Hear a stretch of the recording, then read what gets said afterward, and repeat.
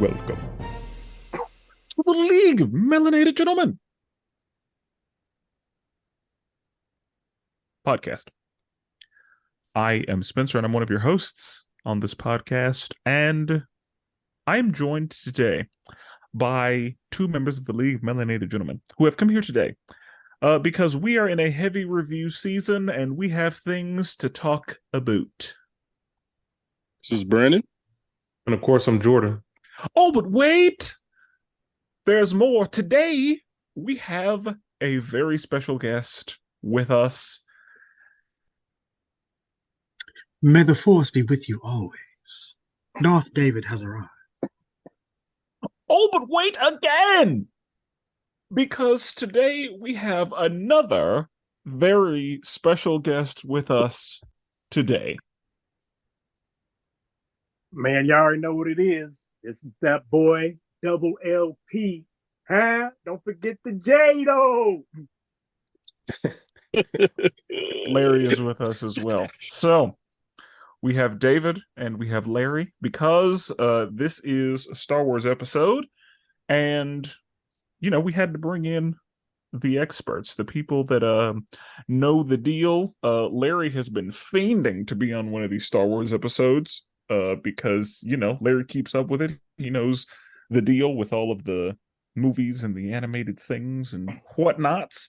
But before we get into all of the Star Wars things for the day, we must first do housekeeping. So, Jordan, can you tell the people where they can find us?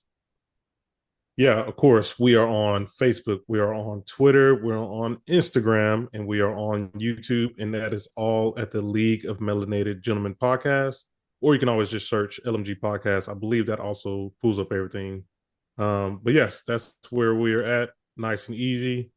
Don't forget also to rate and review us on, Spotify, Apple, or whatever other streaming service that you use. Because that really helps us out, seeing those reviews. That lets us know that people like what we're doing, and we love what we do. Also, reminders, upcoming episodes this week. We drop on Mondays, and on Wednesdays you come through off the top rope. You got wrestling with Worldwide Willis. Hey, that was look nice, at you. huh? Look at That was you. nice. That is Brandon's weekly wrestling podcast where he talks the weekly events that goes on, and he also has a guest on there. He might rock Solo Dolo on there. So yeah, that's that one. And then I always get the schedule off. Let me think. Yes, this Friday we have DC animation with Spenser and friends. Spenser, what movie is on the docket so the people know what to watch? We will be reviewing Superman Unbound. Ooh, so we have a powerful Superman on the loose, and we have to figure out who can stop him. So be sure to check out that movie, and then once it comes around, you can listen to the review, or you can listen to the review first and then watch the movie. I don't know why you would do that, but some people don't care about spoilers. But yeah, that is everything we have this week. And so, you know why we're here. Today, we are here to review Ahsoka, the newest Star Wars Disney Plus hotness. Jordan, if you would be so kind as to run the spoiler warning for the people. Listen to these words, for they may determine your next course of action.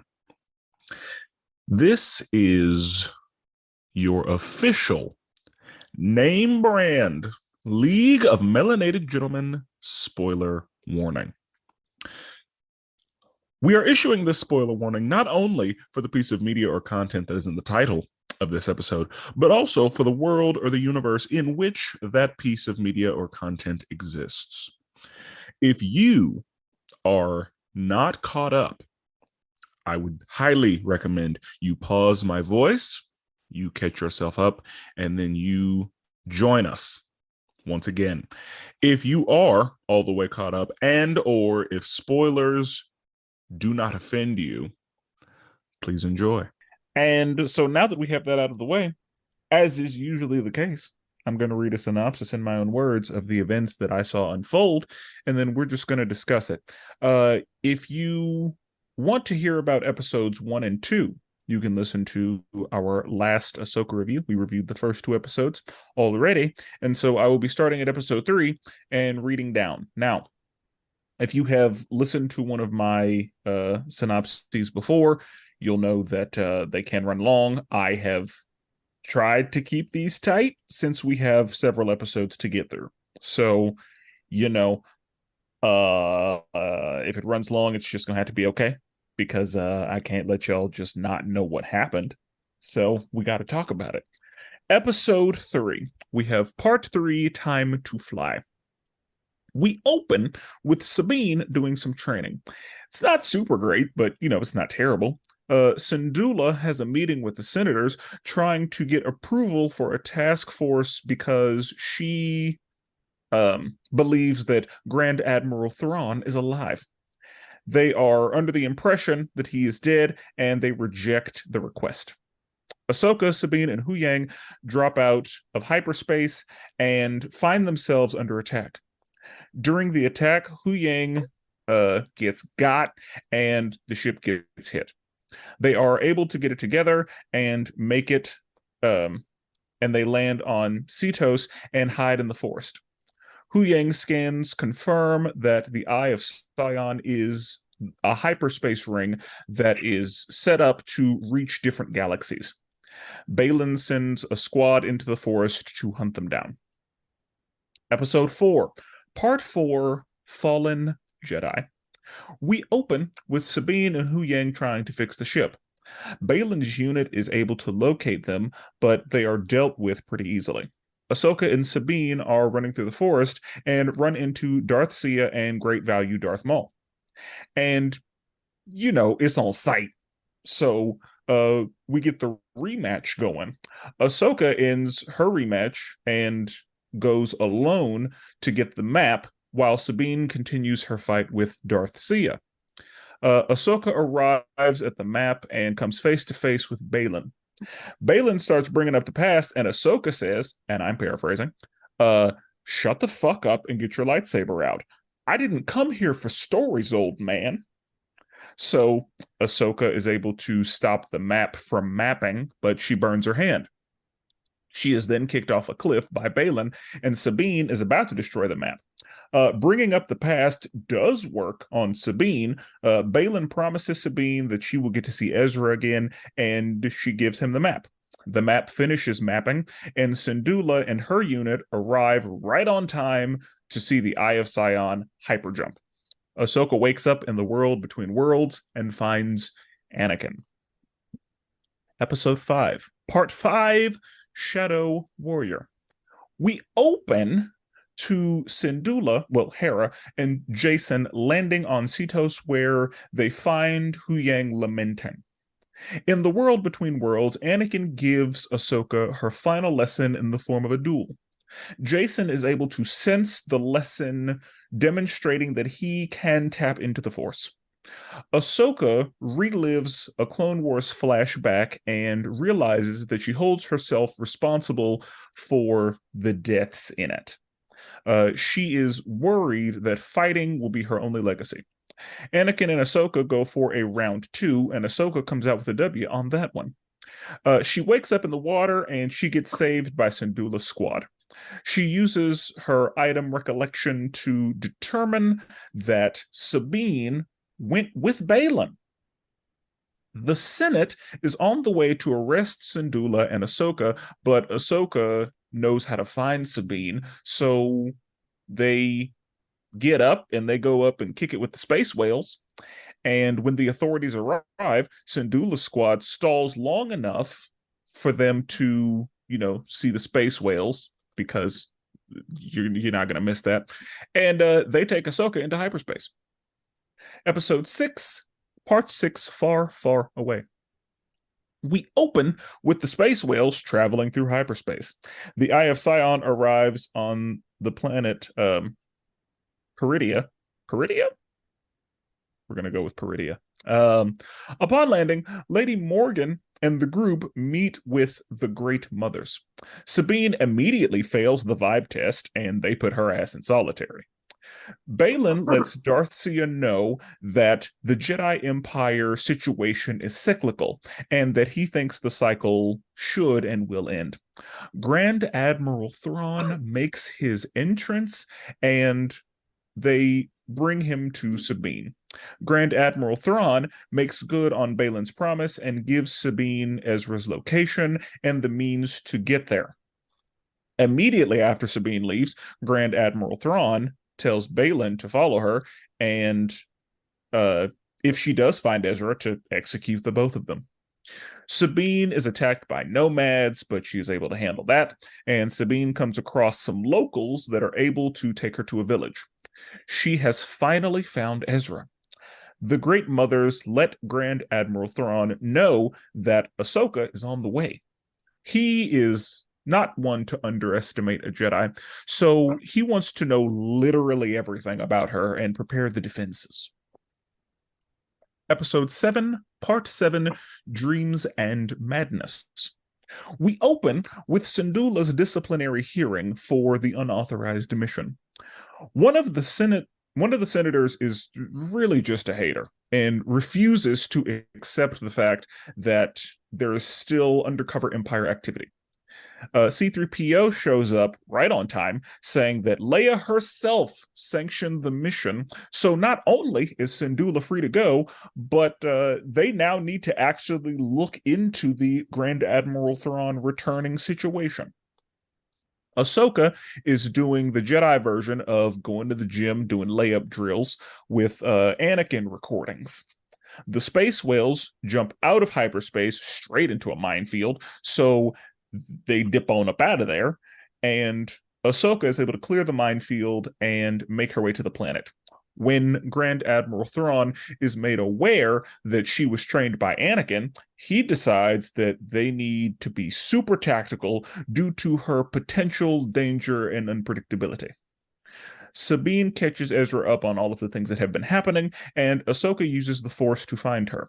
Now that Ahsoka knows where she is, she sets a course. Sabine and Ezra are attacked by Darthsia, some local nomads, and a squad that was sent over there by Grand Admiral Thrawn. Ahsoka lands on the surface and finds Balin. So they start their duel because, it's rematch time. And she is able to get away from Balin because she needs to go help Sabine and Ezra. Seeing that Balin is not on the battlefield and Ahsoka is, Grand Admiral Thrawn calls his troops back. Ahsoka offers Darthsia a deal because it looks like she has been abandoned, but she refuses and runs away. Now that the enemies are gone, it's time for hugging. And Episode 8, Part 8, The Jedi, the Witch, and the Warlord. We open with Grand Admiral Thrawn making it very clear that underestimating Jedi is a terrible idea. Lady Morgan is given her official cult markings and the Blade of Talzin after pledging fealty to the Great Mothers. Kanan Jarrus left a couple of things behind, and with those, Ezra is able to construct a new lightsaber. Ahsoka assures Sabine that she supports her, and the group is attacked and the ship is damaged. The group makes their way toward the Eye of Sion, and Grand Admiral Thrawn orders a ground assault. All of the soldiers are killed, but the Great Mothers revive them into zombies, which is weird, but it happens, and they're still able to get dealt with. Grand Admiral Thrawn throws Lady Morgan in as a boss fight, so Ahsoka takes her one-on-one while the other two keep going. As Grand Admiral Thrawn begins his departure, Sabine is able to use the Force to get Ezra up to the Eye of Sion, and Ahsoka takes the W in her boss fight with a double tap. Huyang comes in clutch with the ship, saving Ahsoka and Sabine, but they are not quite able to catch the Eye of Sion. Grand Admiral Thrawn opens up a channel to Ahsoka's ship. He begins monologuing, and then he jumps into hyperspace, leaving Ahsoka and Sabine stranded. Darth Sia joins the Nomads. Balin finds a mountain with some faces carved into it. Ezra is able to join back up with Syndulla, and Ahsoka and Sabine accept their situation and make a home with the spirit of Anakin keeping an eye on them. Ladies and gentlemen, that is Ahsoka. Great work. Yeah, Per usual. That was like, I don't know how you was able to like keep going like that. That was like some preacher mode right there. That was a lot, boy. You be taking notes. Man, I'm telling you, I was reviewing my notes while you was reading, and I was like, damn, I forgot about that. Yeah, I know. And that's the thing. I kept this tight because there's probably some like random details that I started to write down. And I was like, nah, Right. we're good. Because like I said, I try not to do these like I do movies with movies. Like I try to cover everything. With these, I tried to cover the big moments and the moments that I thought may or may not be important. But it's hard for me to know what's important because, you know, that's why y'all are here. So, Brandon, let's start with you as our League of Melanated Gentlemen resident Star Wars person. Enthusiast. Yeah, we'll say Yeah, enthusiast. it's a little disrespectful, but it's fine. No, I thought this was great. I thought it was a really good show. I don't think it's better. It's not as good as Andor, but it's for what it was amazing. And it was kind of like a Rebels fifth season kind of. And we talked about that in our first review. Kind of talking We about sure it. did. Yeah, is it a Ahsoka show? Is it a Rebel show? I thought they did a good job of like mixing a little bit of both. Because we got a little bit of Anakin. They talked a lot about Ahsoka and her master and her backstory and kind of like, closing that chapter for her. But then also, we reunited with Ezra and he was a cool part of it, and Sabine and everybody. So overall, thought it was really good. Really, really good work. Okay. Normally for movies, I'm not gonna say normally because we change it up every time. We try to do like a before we go over it ranking and then an after we go over it ranking. Brandon, Right. do you have a like out I still the have door? those too. Okay. And we also talked about it last time too, like what we kind of thought the season would be. Okay. And I still have those. I give it a strong 8. I give it an 8. Okay. Larry, you have not been on a Star Wars episode, so what were your thoughts?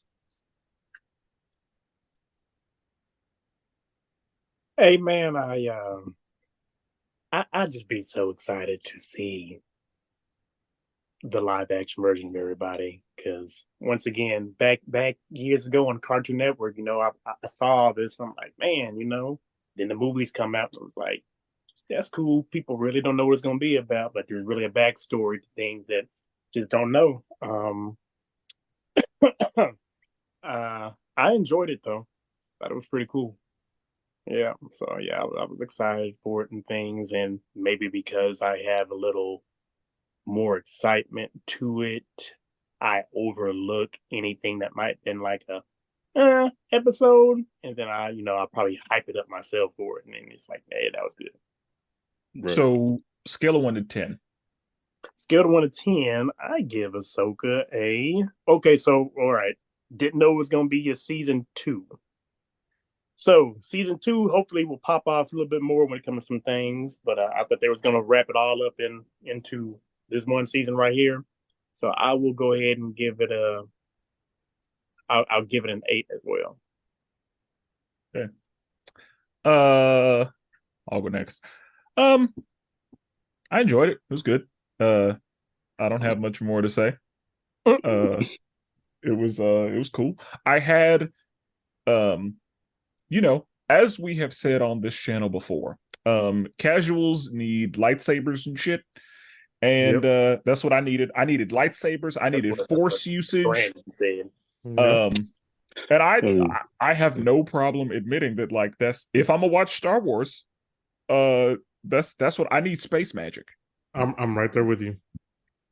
So, politics is cool, but because I'm not a big Star Wars guy, that's fine.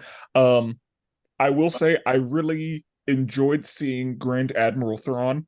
And I call him by his full name because I respect that man. Dang. Facts. Because Grand Admiral Thrawn does not play around. He gets right to it. And whenever David mentioned that he was very tactical, and he, puts thought into every move that he makes, and that he always comes into it multiple steps ahead. He says those words. Like, he says, we are going to put her in a situation where regardless of what move she makes, we will be ahead of her. Like, so Right. it doesn't matter what she does, we will be prepared for it because we are going to lead her in the direction we want her to go. We are going to give her the illusion of free will when in fact we are running the show. Right. So yeah, Grand Admiral Thrawn, I see why they were like, no, we can't let him. We need to do everything we can for him not to show back up, because if he comes back, it's gonna be an issue. And it's gonna be an issue. Right. And that's the thing. Right. They're like the grandmothers, they didn't need to necessarily pledge allegiance to him, but he just showed up and he was like, bow before Zod, and they did. And so He worked a little underneath deal, you know what I mean? yeah, I mean, like, he's a problem. Like, that's the kind of villain that's like, oh shit, we need to do something about it. And that's like, everybody knew it. Everybody that knew he was alive said, we need to stop this from happening. Right. And I kind of wonder if the senator that was a hater, if he's an Empire loyalist or if he's just a hater. I said that to Dad. I was like, he hating too hard. Like, you part of the Empire, buddy. You hating too hard. Like, and you're the only one hating this hard. Like, that's the thing. Like, everybody else is just like hating quietly, but you are hating out loud. Like, that's a Hydra feel. Like, yeah, he part of Hydra. Like, that boy was trying to make sure, like, nah, cut that. And no, he's absolutely one of those people. Yeah, like, he would lean in and like whisper for the Empire. Like, he's one of those. So he was such a hater. But I'm starting to get into stuff. Out the door, 7.5. Jordan? I mean, I'm gonna just start with the out the door first. For me, it was like an 8.5. I was feeling this. You give me lightsabers, like Spenser said. You give me lightsabers, some good fights, some great visuals. Like, we can talk about the visuals later, but some of this was beautiful imagery of what we saw. There was a couple episodes CGI kind of stuttered a little bit. We'll talk about that a little later, but it kind of stuttered a little bit. But overall, I really enjoyed the story. I will say that Disney and the Star Wars, they're definitely trying to force you to watch their other properties, because there was so much Clone Wars and Rebels that they've thrown in there, and I don't really care about any of that. I just want to see what's going on with Ahsoka. Oh no, and I do remember us talking about that. They're gonna but I will say, I gotta chill. I will say, after I finish watching my long list of stuff, I'm gonna try to watch. I have a watch list of like how to watch Rebels and Clone Wars. I may give it a shot, but I got so much to get to. Just because like this show pulled me in. Yeah, that too. This show pulled me in more than any other Star Wars show so far, in my opinion. Like, Mandalorian was good, Andor was good, but this show for me pulled me in, and like it made me want to watch something else Star Wars related. What pulled you? What was the key thing? I'm curious about your turning point. Lightsabers and shit. Yeah, it's like in every episode. It was like episode 2. It's like they had the lightsabers, they was fighting and stuff, and I was like, oh shit, Ahsoka kind of cold. Let me. She kind of cold. cold. She could do. Yeah, so it pulled me in early on, and then also the episode where she went into the Avatar state. When we thought she died. David, she was underwater. Yes, David, isn't that what I said to you? That's kind of how. That's what you said. I told somebody. That's how he's gonna word it. I told somebody else that too. I was like, we watched it that week, and I was like, I bet she went to the Avatar state, and he was like, nah. But that was a point that really it got it in for me. Because I said to David, just so I'm clear, in my synopsis, I'm absolutely going to call it the spirit world, but for the sake of correctness, is it the world between worlds? Because I'm sure y'all noticed I called a lot of shit it's not. in the synopsis, and that was the one, for whatever reason, that's the one thing I wanted to get right. Because y'all heard me say space whales a couple times. Yeah, Those turtles. things have a name. Yeah. Turtles, yeah. Did they ever Darth call it that? Sia. No, that's definitely fine. Call them space whales, yeah. I don't remember what Darth Sia's name is. That's her fucking name. Shin. Something with I think it's S. Shin. I don't know. Yep. Oh, yeah. Cool. Yeah, I was believe you. I was letting you have that one with the recap. Then he went interrupt. I was like, Shin? You mean Yeah. Shin? Shin, Yeah. right? Hold on. Can I have a master? Rule of two. Ain't no rule of two here. No, I knew what I meant. He said what he said. So yeah, for me, 8.5. David, I mean, everyone in the world has been dying to hear this. And I will say, everyone I come in contact with, they love hearing you on these Star Wars episodes. I'm just letting you know. Well, I'm not going to lie to the fans. Not going to disappoint. Jordan, can you please hold me to my reading initially and tell me what I said, por favor, if you still have it, because I imagine you do. Man, let's keep that. I do. So you gave it an 8.5. Hey. And I said that with a caveat. I said that it You would did. continue to stay at 8.5 in my mind as long as they focused on Ahsoka. I would give it a lower rating if they did this a Rebels Part 2. And sure enough, they did a hybrid, in my opinion. This was See? Rebels Part 2, but there was so much Ahsoka, I was satisfied after every episode. And I will tell you all right now, especially y'all, the turning point for me, the one that really sold me, because we did the podcast after episode 2. Episode 4 was the shit for me. It was the ultimate turning point in my mind right there. The lightsaber battles, the Night Sister magic, bringing all the Clone Wars stuff back, bringing all the Rebel stuff back, seeing all that. I was like, oh yeah, Was this is that it. 4? That wasn't 5? That was 5. That 5. That was 5. My bad. Yeah. So on 5, so 5 when they incorporated all that stuff in there, I was like, oh, this needs to be a movie. This is movie Right. quality. Wait a minute, you Right. got all the things, the makers of a great feature-length film here. We got another sub-trilogy that you could add in there, and I would just watch every single movie of this. It was, to me, Ahsoka, especially at the end, because the Easter eggs upon Easter eggs upon Easter eggs that they laid in this show in episode 8. That right there, I'm so excited for that next season. It is still if I give it 8.7. I get an 8.7 close to 9. Hey, bro. What did I tell you last time? There ain't no 0.7s. It's either 5. 0.5 or 0.0. And it's going 8. It's going 9. I'm giving it a 9. I'm giving 9. Ahsoka a 9. Whoa. As a Star Wars resident expert, I would give it a 9. And the only reason I don't drop down to 8.5 is because the unlimited potential. Once upon a time, I do believe it was on the LMG podcast, on the Facebook page, there was a picture put up of which two would you use to take over the galaxy. And I said, give me Sidious and give me Thrawn. And watching this, how they incorporated that man back into this series, oh, it's a problem. Yeah. It's a big problem.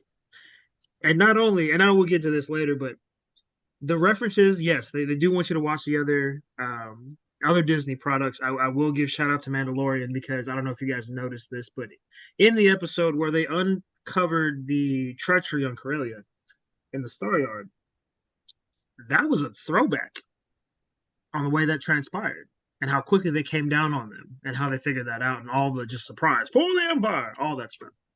Which I think that for the Empire thing's a soundbite from like a game or something because it would just sounded too artificial. Like I heard it somewhere before. Anyway, in The Mandalorian, one of the doctors was in a New Republic kind of like a holding facility where all these former Empire employees that still were sympathizers could work and contribute to the New Galactic Empire. And he got caught, spoiler alert for those who hadn't seen Mandalorian, and got put in an Imperial machine because, you can talk about that later. You talk about season 3, okay? Yes, where they put that man in that chair in order to quote unquote neuralize his brain. Yeah. Yeah, that all. When you look at how the scene at the Star Yard, where all of them are like for the Empire, people thrived under the Empire. They thrived. For as corrupt as they were, there were people that made a lot of good money, that were secure, that were power hungry, and got to abuse people because corrupt Absolute power corrupts, absolutely. So all these people that were evil, conniving, they made a lot of money on the Empire. Galactic Republic, they're not going to make hardly any of that. So the sympathizers are real. And then you bring Thrawn back? You think one warlord was bad with Moff Gideon? I hope they don't squander the talent that they just unleashed upon this next season. There's a potential they could even introduce it a whole nother show by bringing Thrawn back. Honestly, Right. that man is cunning and conniving enough to come up with some amazing. Let's regather a force. I honestly, because we've all seen all. Well, for the ones that have seen all the movies, Snoke in the what is that? I guess Was that sequel number trilogy? 7? Sequels. Sequel Yeah. trilogy. Sequel trilogy. Yeah. If Snoke had Thrawn, they'd have never won. Yeah. They'd have never won. Sidious, if he had made his comeback and Thrawn was still around, they'd have never won. It'd have been over. Thrawn is such a cheat code in Star Wars. The man had to be teleported to an alternate galaxy, not a planet, not a system. They had to delete this man out of existence just so the Empire could fall. If that will tell you how important this character is, I don't know what else to say. And that's what I will say. Grand Admiral Thrawn had me like he was when he showed up. I was like, oh yeah, like I generally the political shit and like all that, and like I'm not super worried about it. But Grand Admiral Thrawn, like he was who I was waiting for. Like whenever I saw him, I was like, oh, I understand why we needed to get him the fuck up out of here. Oh yeah. Like I see why Ezra was like, I will sacrifice myself to get this guy out of here, because it's not often that you see, well, I'm not going to say it's not often, but in most cases, you don't see a villain that can take a loss of some kind well, and a villain that will assess the entire thing and that will say, while we didn't win this situation specifically, this actually could work in our favor, or these are the ways that this is a positive for us. This thing served its purpose. Like we got everything that we needed. He said that the one thing that Ahsoka Tano does not have on her side is time. Correct. They have 89% completion rate on the cargo shipping over.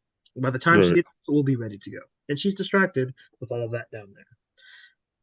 Like Ezra had to, figure out like a little makeshift village with the little peaceful people. Grand Admiral Thrawn had his shit set up already. Yep. Like Grand Admiral Thrawn was prepared to, like, he was like, I'm ready to go when y'all are. I was really surprised to see the Chimera back in like full battle mode. Like that thing was ready to go. Wait, what was it? The Chimera. That's the name of Thrawn's. That's a ship. Yeah. Oh, Chimera. Okay.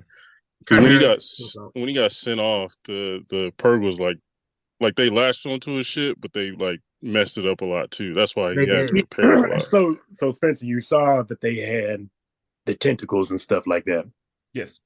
So whenever Ezra surprised everybody, he didn't tell nobody he was doing this shit. Nobody. I think maybe one person knew, and he was like, I don't know what he's about to do, but he told me about it. And then boom, they showed up. So they used those tentacles and they really just like intertwined all up in his ship to really pull that motherfucker. Right. So that big one that you saw and Ahsoka was riding and everything like that. Whenever I went back and looked at that last episode again, I'm like, oh, that's you. Oh, that's you. It's the same one, exact same one. It's got to be the exact same one. You the main one that had him like how Thanos was hemmed up whenever she was like, oh, you will know.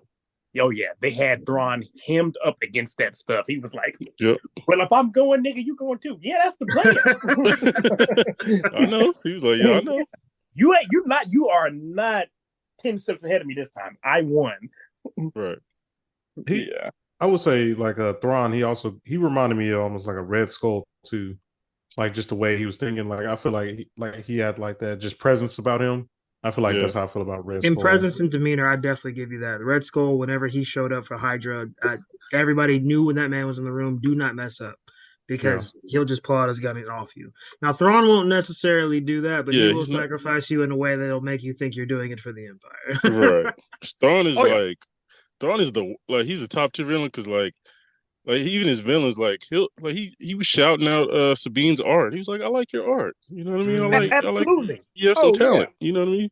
Like he won't even throw digs at you. Like he'll appreciate your culture, appreciate like Hera's culture and the stuff that meant stuff to her, but at the end of the day, like it's for the Empire. You know what I mean? And that's the thing. I feel like he's the kind of he will manipulate you into thinking everything is okay. He'll gaslight the hell out of you. And then just ruin your whole shit. And now, in Rebels, and Larry, you can echo this. You know, it's synonymous with Star Wars to have incompetent generals at every level. The New Republic had so the Old Republic had incompetent generals that were trying to make excuses whenever they failed. The Galactic Empire was known for that, and Sidious and Vader were killing them bros by like, you did what? Choke, dead. You did what? Choke, dead. Oh, you're incompetent? Choke, dead. I mean, they were going through freaking admirals and generals, and if you were an officer, you died. It's almost like Star Trek. The person with the red shirt is it the red shirt people that always died. If you got promoted, you're probably gonna die. Like that's just kind of how the Empire was. But with Thrawn, and I've seen this in Rebels, to where when Thrawn had an excuse, everyone in the room was bought immediately. As soon as the man spoke, yes, it didn't go well, but over here we did win this, and this, and that's going to lead to that. I don't think. But that's right. Was there a point in time where his life was at risk from Palpatine at all in their interactions? I don't think so. I don't think there was ever a hologram message where that man was actually mad. No. It sounds like for Grand Admiral Thrawn, they weren't excuses; they were explanations. Yeah, like, he had a backup plan for the backup plan for the backup plan. Yeah, so it's almost like nothing was an L. When they thwarted Palpatine's plan, and Palpatine already knew they were going to thwart it and manipulated the Senate. It did being a great thing. Like, oh yeah, they blew this up. That's great because now we're going to do this, this, and this. Like, what? Right. It was a part of the plan. Right. Can I throw a little nitpick out right quick? Just a couple of. So, all right. They go through a whole new galaxy, right? So, okay, let me start by saying in Star Wars, I understand that everyone can kind of understand everybody else's language. Okay, here we go. I knew he was going to ask. Okay, so they went to a whole different galaxy, a whole different place. That's like us going from Earth to Mars, and actually, no, we leaving the Milky Way, but we'll say we're leaving out the Milky Way at that point. Yeah, and then I meet new people, and I can understand them right away. They don't understand them right away. Sabine did not know what that little motherfucker was saying. No, not at all. No, she did not know what he was saying. And Ezra knew like some words and some commands, and he had been there for 10 years. He's been there for a while. So he's learned the language. Culture, I don't know. Now, I will say one thing that was happening. Whenever Sabine's ride ran away, she was talking crazy to that thing. A howler? He understood everything because that boy with emotions was like, oh. Yeah. But the howlers have been spending time with Grand Admiral Thrawn, who also speaks English. So I assume that's why that thing knew English. They were quickly domesticated for what they were used to. But I mean, it makes sense. If your ship, which life support systems are probably automatically down because they ripped a gaping hole in the ship when they transported it. I'm pretty sure most of those night troopers, which is what they were called, were dead. I'm pretty sure that most of that army was dead, or not. It's undead, but we can get into that. But the domestication of the animals there—that's just basics. I mean, Thrawn, if he's put in a survival situation, like the end of the world, zombie apocalypse, I want that man on my team. He's gonna know how to get crops going, guns going, and he's gonna negotiate with a bunch of everybody before we're back to. So we all just cool with them understanding the rat dog and the Ninja Turtle. Now, I will say this: you cannot ever underestimate the Force. And I will give the emphasis of this, and I know it's like that Batman. I know it's not a cop bullshit, but you got to remember where they're at. And this is something I was going to say for later, but we can slightly touch on it now. So the planet that they're on is a force sensitive planet, extremely force sensitive, in another galaxy. Correct. Yes, now that's the thing. The Force is in all living things, Jordan. There we go. Oh my god. That Balin, he'll touch on it, but Balin being where he was at the end, it all kind of ties together. And even Sabine's force push, we'll the manifestation of her powers on any other planet besides that one. Well, there's one other one, but we don't have to get into that. That planet right there, Sabine should have never been able to push that man up there. That has to do with the planet that they're on. She should have never been able to push him up. Never. You're talking about when Ezra Never. come Boy, back Correct. and When them he all got said, jumped. if you "Oh wanna yeah, I'll talk just about- push you," and Ezra was like, "Okay." I'm If sitting you- here like, I "What you will. mean?" She we're just gonna- was able to pull away Simba barely 2 seconds We're ago. gonna get to that. We're going to talk about that. We're absolutely going to talk about that. Don't worry. Yeah, we're going to talk about that. I feel just like how Spencer feels in some movies sometimes, and boy, yeah, we'll get there. Yeah, we're absolutely going to have to talk about that. Because that's in my notes to ask about that. So real quick, audience, I just want y'all to let you know. I thought we were just rating this, and we were going to talk about it later. But like Brandon and David, they kind of went on more of a spiel with that rating. Now it's kind of just feeling me like, damn, what the fuck he in this episode for? He ain't even talking. He like, they didn't know we was talking yet. I thought we was just rating, and say a little something. I think that was my fault. Yeah, because Spencer opened I up started that can of worms. And y'all know It's- I can go off on a tangent. My bad. yeah, like I mean, again, Grand Admiral Thrawn, he got my attention.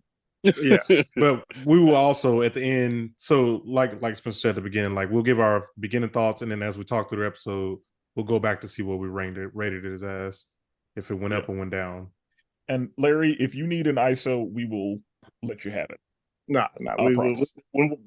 I'll do all that stuff whenever we get into the questions and talking about everything. So, yeah. To get Okay. back on topic, in my whole spiel right there, I give it a solid 9. I would love to see an Ahsoka movie. I was thoroughly impressed with the series. The ending wasn't a cliffhanger for me because when you've been through Star Wars enough, you pretty much know what's going to happen next, at least how it's going to start. But at the same time, it was more than enough of like, okay, we got potential here. We've got potential here. Well, and Yeah. I And wasn't under the impression that any of this was a cliffhanger because all of this shit, like we're in the middle of shit that's already happened. So like there are no cliffhangers if you know what's going on, as far as I Right. understand. It's Once it's again, kind of a David gap knows- to be filled. David knows a lot of this because did you read those Thrawn books, David? I sure did. Yeah. I sure So did. that's information I don't know when it comes to that because now when we get into season 2 and stuff, it's like, all right, now this is about to be new to me because Right. yeah. And I mean, they do have to have some new shit. Right. But okay, so I don't know if there's much to talk about in episode 3. Episode 3 is It when was yeah, like there- What happened in 3? it was a dog fight. Yeah, that's all it was. It was a dog fight in space, and you survived. so in episode 3, Sabine is training at the beginning. Syndulla is trying to get approval to go get to run the mission to Oh figure yeah, out, yeah, like, yeah. hey, Okay. we need to stop Thrawn. And the senator was like, "What the fuck you mean? Thrawn's dead." It was like, Right. "No, he's gone. He's not dead. He's gone." It's like, "Nope, he's dead. You have no evidence that he's alive." It's like that's what the fuck I'm going to get. Like, what, Bro, he was Man. pissing me off when he was like, "Oh, you're saying all this magic with magic wells." I'm like, "Motherfucker, you're in Star Wars. Have you not read a book?" yeah, and So yeah, like you're in a you're place where Jedi exists. you're You a don't think senator. this is real? Yeah, What? I'm like, you are a senator. Like you know space magic is real. Like what do you mean? yeah, There was Not just a real machine history. that could blow up a planet, but space magic is not real. But Right. again, I immediately was like, "Oh, he's for the Empire." Like Absolutely. immediately. Like in my head there were no questions about it. I was like, I'm just waiting for him to have a heel turn. Or not even a heel turn, but just for them to reveal it, or for him to like say some shit. There's a Wait Surprise, for him to surprise, pull out he's a always blaster been with and the say, Empire. "For the Empire." Yeah, like I'm waiting I'm waiting for like Grand Admiral Thrawn to like get on a walkie and he's on the other end of it or something. Yeah. Like Grand Admiral Thrawn planted him before he disappeared in the Senate. So yeah, like I'm just waiting for that shit to happen because that's what it's looking like. Like That would be pretty dope. Not gonna lie. yeah, That'd the be moment he some started talking, I was like, okay, okay, you just okay, because he was way too adamant about it. Everybody else was like, hey, I mean, if you don't have any proof, and the Chancellor was like, hey, we should probably give her a chance. But yeah, no, he was like, hard no, I don't like Right. it. I vehemently disagree. Yeah, like he was just being a hater. So I was like, yeah, I know where your allegiance is. That's fine. So, yeah, they get attacked. They end up in the Red Forest, and Hu Yang scans the Eye of Sion to figure out, like, oh, yep, that's exactly what we thought it was. That's it's gonna do what we thought it was gonna do. And then Balin sends a squad. So that's episode 3. Episode 4, they're fixing the ship. Balin sends a unit out to deal with them. Happens pretty easily. And then we get the rematch. So, as we said, in the first episode, I think, no, maybe it's the second episode, when Ahsoka was fighting Great Value Darth Maul, and then she just did the lean, I was like, ooh, she cold. He don't want a rematch. He does not need to rematch her. And when he rematched her, I was like, well, he's dead. Like, there were no questions in my mind. I was like, he's dead. Yeah, he pieced her shit up.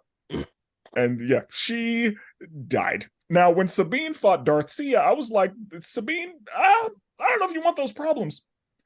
Because last time you got a little fucked up. Yeah, I like that. That fight was so cool because it was like you could tell she wasn't ready, and like they showed that she wasn't ready, but she could also use her Mandalorian, skills. Like she leaned into what she did have. Like she used the tools that she's already got. All right, let's talk about that real quick. This is what pissed me off about Ahsoka when it came to Sabine.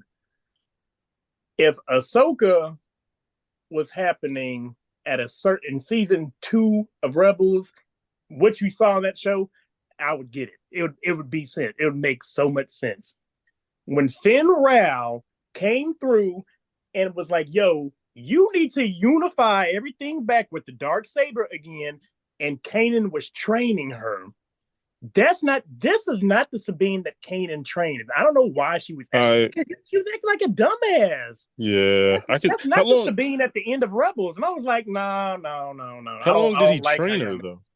I mean, it was she got all of her shit out. I mean, she went through the whole little arc of this is why she did what she did with the Empire, and then she wanted to come back, and at that time, it was too late and blah blah blah. But I mean, it just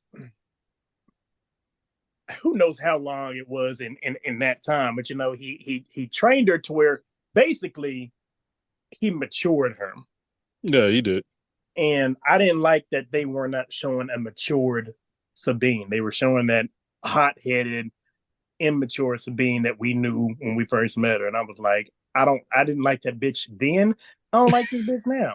My dad sure enough didn't like that hoe. He was like, I'm sick of her. God, why she got that bitch, Larry? Oh no, golly, that's crazy. Well, it'd be like, I mean, he is absolutely don't act like right that with because what did Ahsoka tell her to do and what she do? You know why she's That's true. You know why. But I mean, you got to think of the overarching thing of Mr. Filoni's vision. This is a growth series. So, in the time between the end of Rebels to the start of Ahsoka, which, what is that? We're gonna say 10 years, I guess. Yeah, I think it is 10. She didn't need to pick up a lightsaber. She didn't need to pick up blasters. They're in a peaceful time period. You know how peace goes. You get lazy. You get fat. I mean, she's up in a tower by herself. Who knows how long she's been doing isolation things? You get rusty if you don't pick up a saber.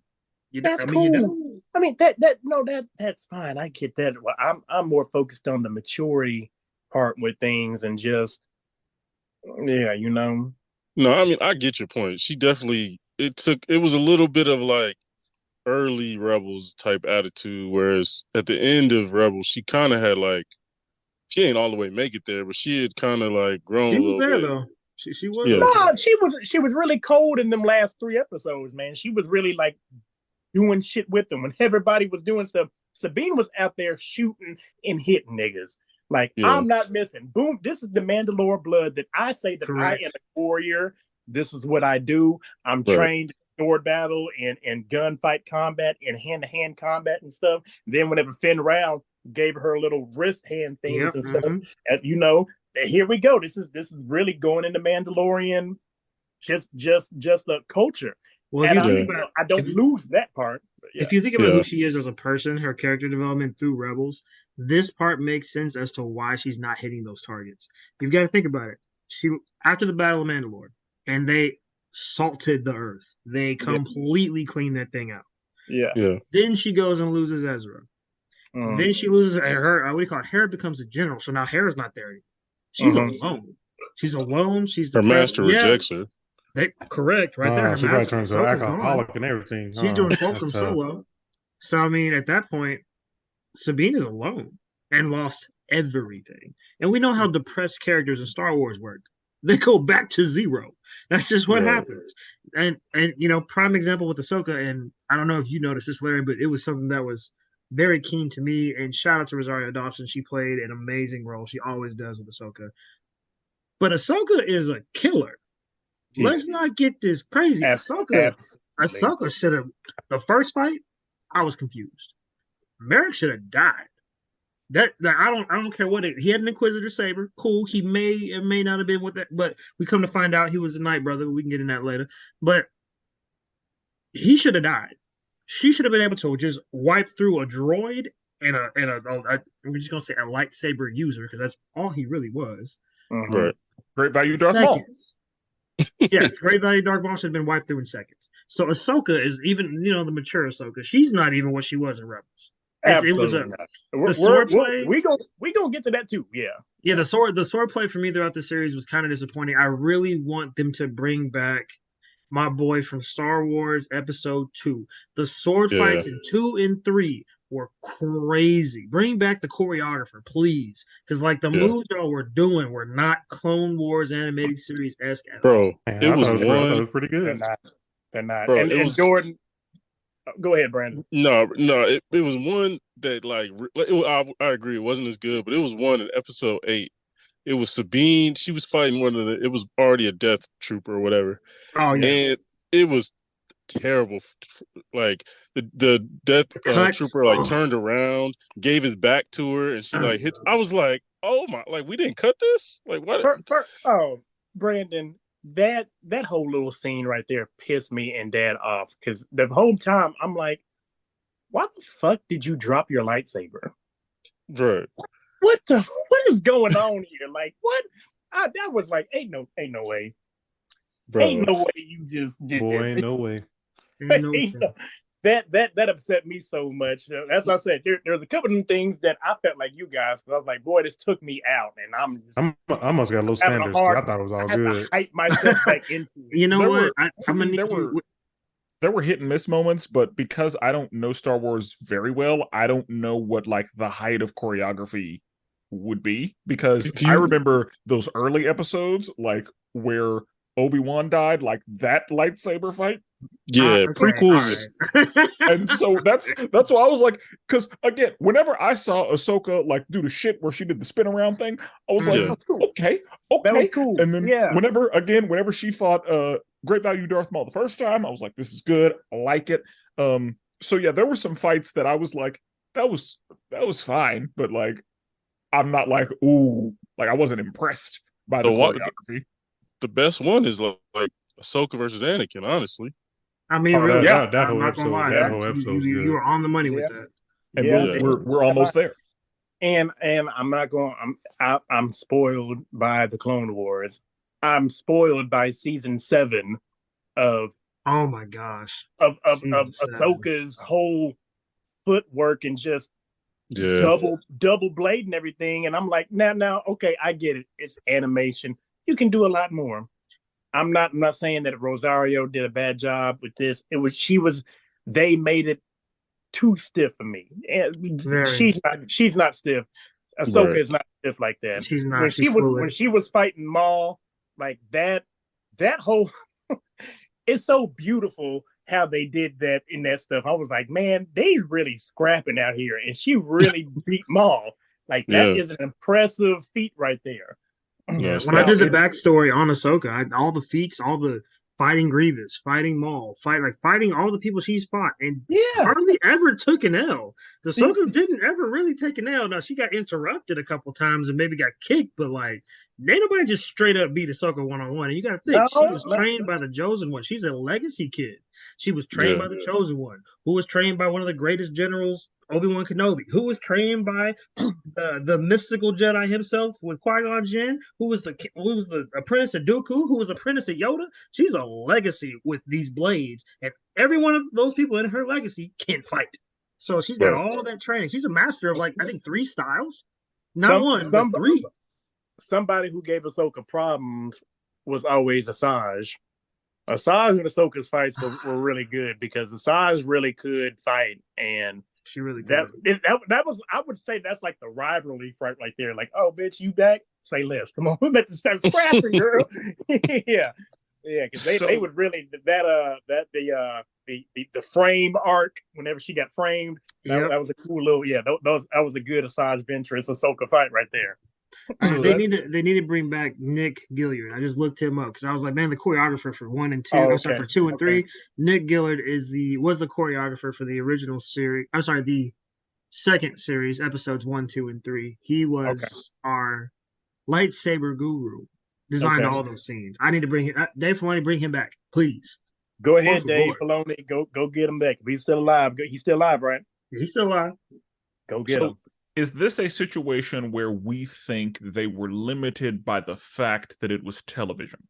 No, creativity. No. Pure and simple creativity. Yeah. Because the amount of budget Disney has put towards these Star Wars, whether it's CGI, where it's bringing back old characters and paying them, paying new characters, all of like just putting troopers in suits, they could have afforded to bring back somebody who didn't look like they were choreographing Game of Thrones swordplay. I feel like I watched the Space Game of Thrones it right there, boy. Yeah, that's kind of what that was in a way. I ain't even gonna lie. So that y'all talking about Ahsoka's battles and feats brings us to the part in episode 4 where she fights Baylan. Now, first question, is this show the first time we've seen Baylan? Yeah. Just to my knowledge, yes. He's a new character for this part of Star Wars. Okay, cool. So, Baylan starts talking, telling stories, and she's like, shut the fuck up. Get your lightsaber out. I don't have the time, Baylan. And so they fight, and so why is it that the map burned her and then was just not an issue for burning anymore? So the map that they use, the star map, I think. Yeah. Yes, when Morgan Elsbeth activated the star map, she did it with Night Sister magic. Night Sister magic, in essence, is the Force meets magic in a way, because all Night Sisters do is manipulate the Force, and it turns green and it's magical and allows them to do things like bring people back from the dead, which the Sith can do. So like it's its own little thing. I didn't know they were using the Force. I thought what they did was was not the Force. No, like it was things are. So we're talking about even towards the end with all the green, bringing them back and stuff. That's all, and making all things within the Star Wars universe use the Force, including their magic. So every magic is the Force in some form. Yes, correct. Okay. So then her activating the orb, that's Night Sister magic. You can't just touch that. I mean, if Baylan had grabbed it immediately, it burned him too. Force sensitive, not force sensitive. That thing was red hot and was not allowed to be touched. So grabbing it, and moving it, and then once it was not, like, once the first person did it, it was like, all right, it's not hot anymore. I guess the time I would have figured before he picked it up. Because I would have figured it would have stayed hot until it was done. But because she got burned and then she dropped it, and then Sabine picked it up and was about to shoot it, and Sabine had no problems holding it. So I think because it got took off the beam. Well, Sabine's also not very force sensitive, so the part of that made me question that scene was the fact that Ahsoka has been on this planet. She is, but they're not there yet. Yeah, not there yet. But what confused me about that scene was Night Sister magic has always had adverse effects on Jedi. Like when the Great Mother got killed by I got defeated. She didn't get killed in that episode. We got defeated by Mace Windu. The Night Sister magic was doing numbers on Mace. If he wasn't as force sensitive, had control of his force abilities as he did, most Night Sister magic can outdo a Jedi. They're masters of deceit, masters of deception. And those powers are in complete contradiction to Jedi Force. It is. You can see it in the Clone Wars all the time. Whenever they go up against any type of Night Sister, minus Asajj Ventress. Wait, actually, Larry, she wasn't a Night Sister. She was just a Asajj? She wasn't an actual Night Sister, was she? Yeah, she was. Yeah, I guess that's right, because the men were just used as breeders and then as slaves. Yeah, she was part of them. Yeah, their magic and in essence is complete polar opposite, 180 degrees out from the Jedi's positive use of the Force. So I can see it burning Ahsoka. Her being just so pure, touching a corrupt object. Yeah, that doesn't strike me as something foreign. It is interesting though that Sabine was able to pick it up and hold it, and then Balin was able to do his thing with it too. So I mean, I don't know. Well, and that's why I was asking. So I don't have an answer for you on that, Spencer. I'm with you on that. Why, if something's burning hot like that, and you touch it, and then somebody else touch it, it's still gonna be hot. I ain't gonna say this is any Star Wars thing. That might have just been like a oopsie. We forgot. okay, so then Ahsoka is quote unquote defeated because she gets kicked off the cliff. Yeah. And then Sabine is like, I'll destroy it. Step back. And he's like, hey. No, you won't. Calm down. How about Sit down. yeah. My man Balin was like, "This is light work. Let me put my saber away." Balin, that's like That Balin was not low-key disrespectful. Yeah, he was not affected by her. Shot it right there. That was so disrespectful, Jordan. Ain't no fucking way you just put your shit. Boom. Nigga, fuck you think this is? Yeah, that's exactly. Yeah, like I would have. Yeah, had I been, and we know what Sabine's objective was, but yeah, like had he disrespected me like that, being like, "Oh, I'm not even a threat to you, sir." You're right. All right, clearly you don't need this. I'm gonna go ahead and take care of that for you. But he gets to telling old man stories, and he's able to get into Sabine's head, and he's like, "I can promise you that you will see your boy once again, because I know that's the only reason you're here. You just want to see your boy. So, you get on my ship willingly." And we'll make it happen. And she's like, okay, here you go. And for those of you who know Sabine, is that within character? Like, is that something is that a decision we think she makes at this point in her life? Post Rebel Sabine, yes. I would say yeah, because what David said with it's been a while, and her depression and nobody knew what Ezra's plan was except, like I said, there was one person, but the main rebels was like, hey, yo, what you so by her not doing that, like I said, I would have, Spencer, if you would have been on that plan or whatever, you'd have been stuck, because I really would have shot that orb. Like, my bad. No, same. That's the thing. I feel this like. We are talking about Grand Admiral Thrawn. Yeah. And if I understand that, if I know who the fuck he is, you gonna be stranded. I'm sorry. I can't even guarantee. I don't know if you're alive. I can't guarantee that you're out there anywhere. So if we're talking about the 50-50 that you're out there, but it's a guarantee that they will reach Grand Admiral Thrawn, nope, I'm shooting it. And again, I would have shot it because he put his lightsaber away. How fucking that's why I'm not even going logical thinking with that of the Great Admiral Thrawn. I'd have really been like, damn, I really could have go get my boy Spencer, but this nigga really made me act out of character. I acted out of straight emotion like that. I shot that kid's name. I was like, damn, I really do my nigga. I don't know how they gonna get him now.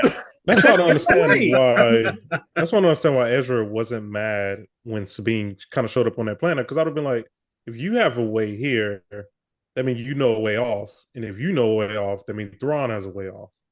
His character not being surprised or not being upset, that one kind of shocked me. Because Ezra at the end of Rebels was willing to make that sacrifice. We will get there. Like, we're not there in the show. My bad. She's about to be in Avatar state. Okay. So now we can step into episode 5. So she gets kicked off the cliff and she goes into the spirit world.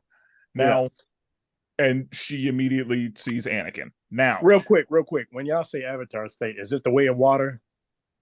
Absolutely. No, water. No, man, bro, you go jump out the window. We're talking about the real Avatar. Airbender? Yeah, we're talking about the last Airbender. Oh, that's what y'all. I ain't even gonna lie, y'all. Okay, I get you, but yeah, I got you. Let me be clear now, because there was water involved.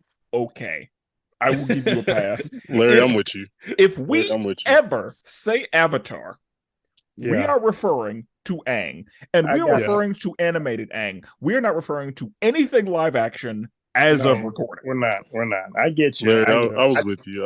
I wasn't for sure because I feel like Jordan said something like he just kind of watched it. It's still kind of new to streaming service and stuff. And I was like, well, maybe that's what they're talking about, but I'm not for sure when they say that. But yeah, Absolutely. we talking about the only Avatar we acknowledge. That's on me. Podcast. That's on me. I should have known Spenser. I should have known.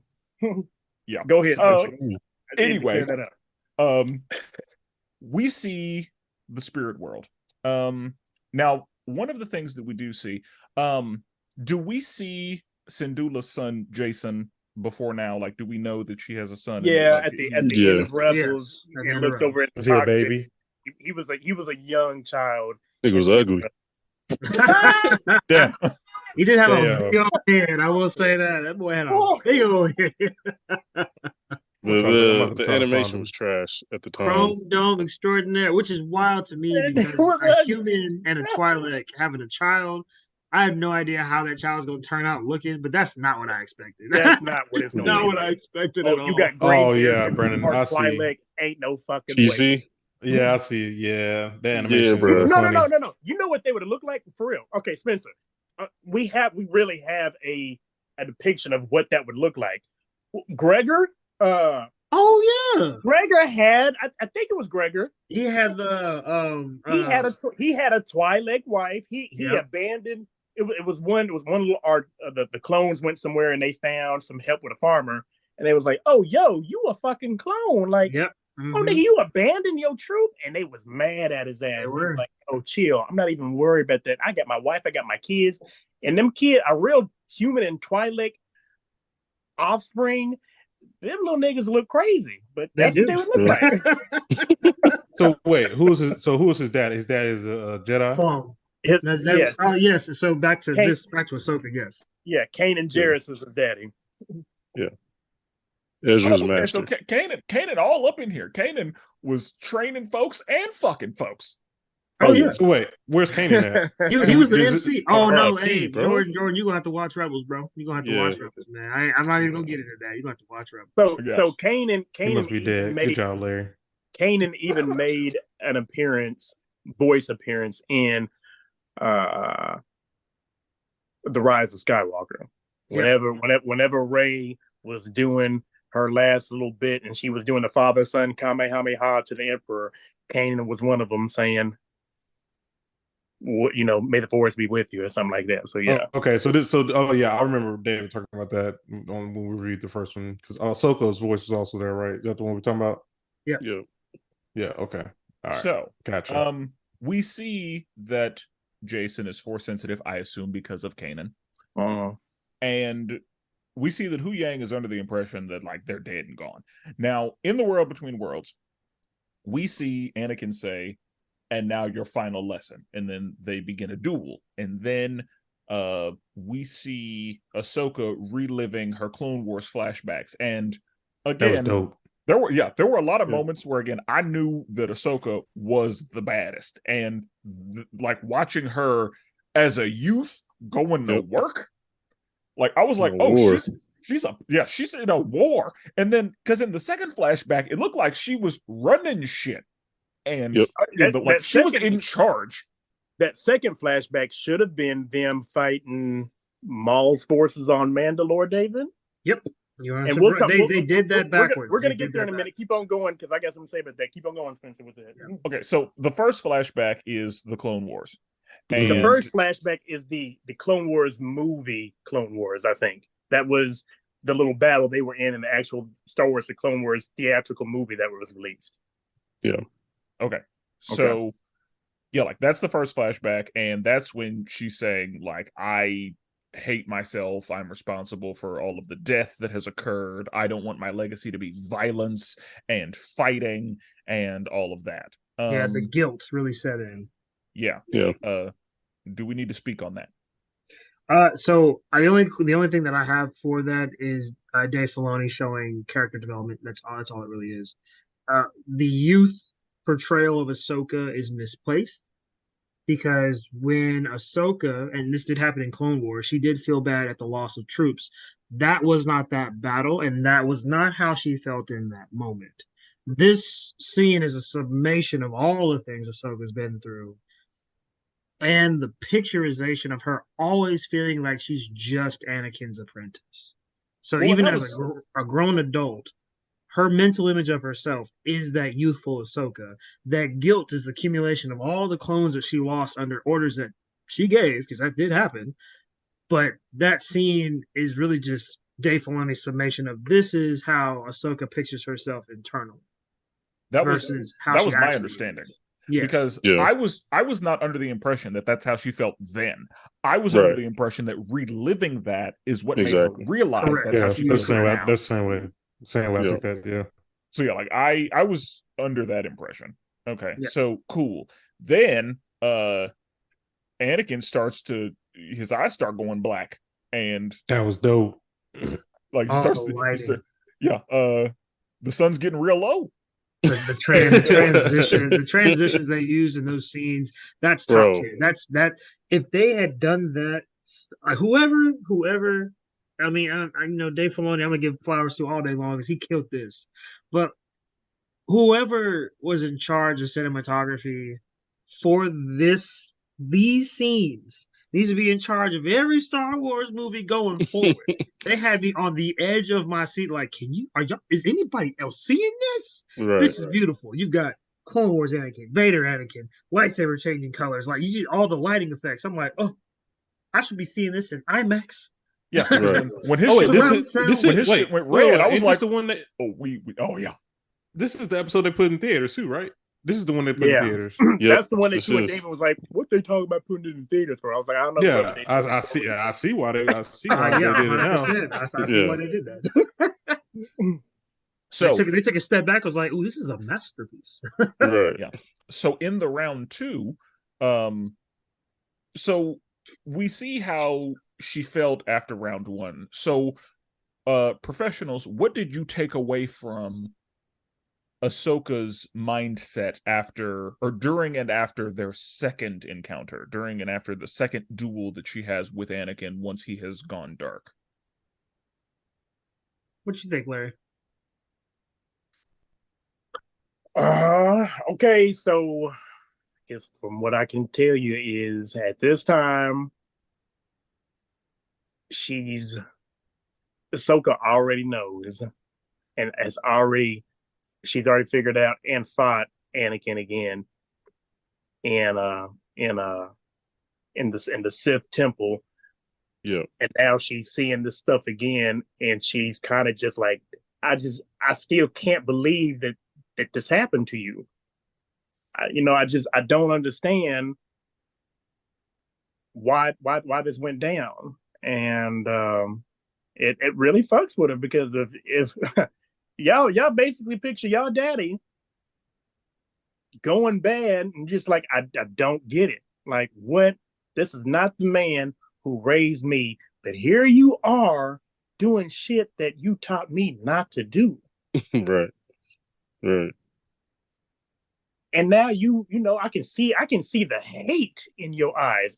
And let me tell you something, Ahsoka used to get mad, and then Anakin being such a hothead he is, he would see Ahsoka get mad, and he'd be the one to calm. As Obi-Wan would calm Anakin down, Anakin would be like, "Yo, hold on, Right. calm Yeah. down. It's okay, and stuff." And now you done lost all your cool and shit like that. Come on, man. So she was really going through an emotional thing in the spirit world with that second encounter. I noticed his fight style too, because I have it as we're talking about the episodes, I have it going just right next to me. His fight style completely changed as well. That 2nd fight, when he was more darker, he became more aggressive. Yeah, Yep, like, that's exactly how it is. I watched him change, and I was like, "Oh, this is good shit." Mm-hmm. Yeah. And bloodlust. And I'm not, I'm no professional, but and I don't know if this is true, but what I took from it was we see that Ahsoka's issue is kind of living under Anakin's shadow, and that could include the darkness. And I feel like once she saw him go dark and she dueled him, she came to an understanding of like, no, I am not everything you are. I am more than this. I am more than violence. I am more than rage. And you going dark does not define who I am. Yes, Right. that was the magical turning point. And Brandon, I really want to know how you felt about this when you saw those eyes turn. Because I know how I felt. Like, how did you feel when you saw those eyes turn? When she finally disarmed him and took that red saber, and we zoom in on her eyes go from that opaque white bluish color to that notorious Sith yellow red for that Right. brief moment. What'd you think when you saw that? I mean, I thought it was dope because it was like I feel like a lot of people have like hinted at like, and even shit. I mean, we'll talk about it later, but Thrawn even hinted at it like, hey, like your master went rogue. Like, I mean, are you, you know what I mean? Are you going to, you know what I mean? So it was cool to like hint at it, but I think we all know like she's pure, you know, she's as pure as it gets. So, but I did like the little hint. Like I think it was like a little fan service. Like people always, you know what I mean, want to see a version of someone going Sith. But It's no, like that like scene Captain America was saying fire. "Hail Hydra." Yes. Exactly. Exactly. Like, Superman going, okay. you know, all that. Like everybody wants to see the pure person turn a little evil. You I know. whoop Captain America's ass. Now, I will say, whenever that fight scene was going on, and you see Anakin's fight style change into Vader, I'll go ahead and call it Vader. Yeah. But Yeah. to be real, if you watch Clone Wars, there is no difference. That's how Anakin used to dismantle people. Like the Clone Yeah. Wars picture that perfectly. When he was fighting Grievous and fighting Asajj Ventress and fighting all these people, he was going for the head. Like he wasn't just trying to disarm and secure. General Skywalker was coming for you. That's how that Yeah. was. So him fighting Ahsoka, fighting his apprentice, when he goes into Vader mode, and you see those strikes get harder and harder, Yeah. and the ruthlessness comes out. And then she's able to take those hits, and then like Spencer said, you see the flip switch in her brain of like, oh, I've surpassed you. This Right. is how you ended. I'm more than this. And the disarmament, the grabbing of his saber, going right up to him, her eyes turn. At that point, I'm like, we're right back to Ahsoka the White, Lord of the Rings reference. But Ahsoka the Right. White has re-entered. Now, here's the thing that confused me, and Larry, I kind of want you to touch on this because you're a way bigger fan of Rebels than I am. Haven't we already seen Ahsoka the White? Is this not like round two of something that we've already seen? Wasn't she already draped in a white cloak with white lightsabers when she fought him the first time and lost? I mean, OG first time, like Rebels first time, fought him and lost. When they first encountered at the end of season 1, so at the beginning of season 2, they hit that fulcrum. Right. And it was like, who Yeah. was fulcrum and stuff, and we found out it was Ahsoka. Okay. She already had this first time we see her. When this comes through, she got white lightsabers now. They're not green anymore like they were, or blue. I think they. Well, they she abandoned gray. her sabers. Remember that. What? She tossed her sabers. That's true. Yeah, she tossed them then. Okay, yeah. So yeah, we do have that older white cloak Ahsoka at that time. That is true. I'm So trying to remember. Seeing this a second time is just kind of like okay. So we're back to Ahsoka the White. She's refound her purity somehow. I don't know how they kind of like missed that in Rebels and then brought it back over here in Ahsoka, but I'm glad to see it. It was a good transition. And when she comes out of that fight, which is wild to me, and I don't know if we should touch on this now or touch on this when we get to episode 8, but I'm gonna just sprinkle it in here for a little bit. The world between worlds has been Ahsoka's safe place way too many times for me. Personally. And why are you mad at that? So I have questions. So I need a tiny teaching moment for the world between worlds, because she gets kicked off a cliff and I don't understand. Like I don't know what It's the Avatar state. That's how she got completely safe. She surrounded herself in air and she lived. So my first question is, her physical body still in the here? ocean? Yes. Yes. Okay. So Avatar state. She basically goes into essentially like Avatar state. Yeah, like we won't call it the Avatar state because you can still do shit in the Avatar state. So we'll call it like she goes vegetable. And so she doesn't require anything. Correct. She doesn't in that brief moment. She does not require anything. But like the world between worlds is also known in like the in Rebels as like the Vergent Scatter, and essentially it is a place outside of space and time where obviously the dead force, because there's two parts, living and dead. The dead force can come and visit you in a way to where you can gain that knowledge that you need to. But in Rebels, Avatar it was Force. used as a gateway. And the Emperor was actually trying to get there. That's Ooh, how that he nigga was Yeah. trying to get it, and I'm He was- oh my, if you he- don't understand. If the Emperor If was the trying to Emperor get to the gets world his between hands- worlds, if he was ever successful, the franchise would be over at that point. It'd just be done. There's Yeah. two But, things like- that nigga wanted, and he did not get a chance to get them. He did Well, not. maybe I'll say three, because I'll go ahead and include turning Yoda. He wanted that, but there was two major things, and he did not get that. He's like, you know what? All right, I lost on this thing. I don't win every battle, but boy, if I would have had that shit. All right, so what David just said, told you with that. I look at it as I look at the world between worlds as a time portal as well. You can go wherever you need to go and do these moments and utilize that how you please and manipulate that. That's what I get out of the world between worlds. The spirit I- world from the Avatar, but okay. But Well, I it- mean, so- like, think about it this way. Who's the fire avatar? Ozai. the fire at Roku.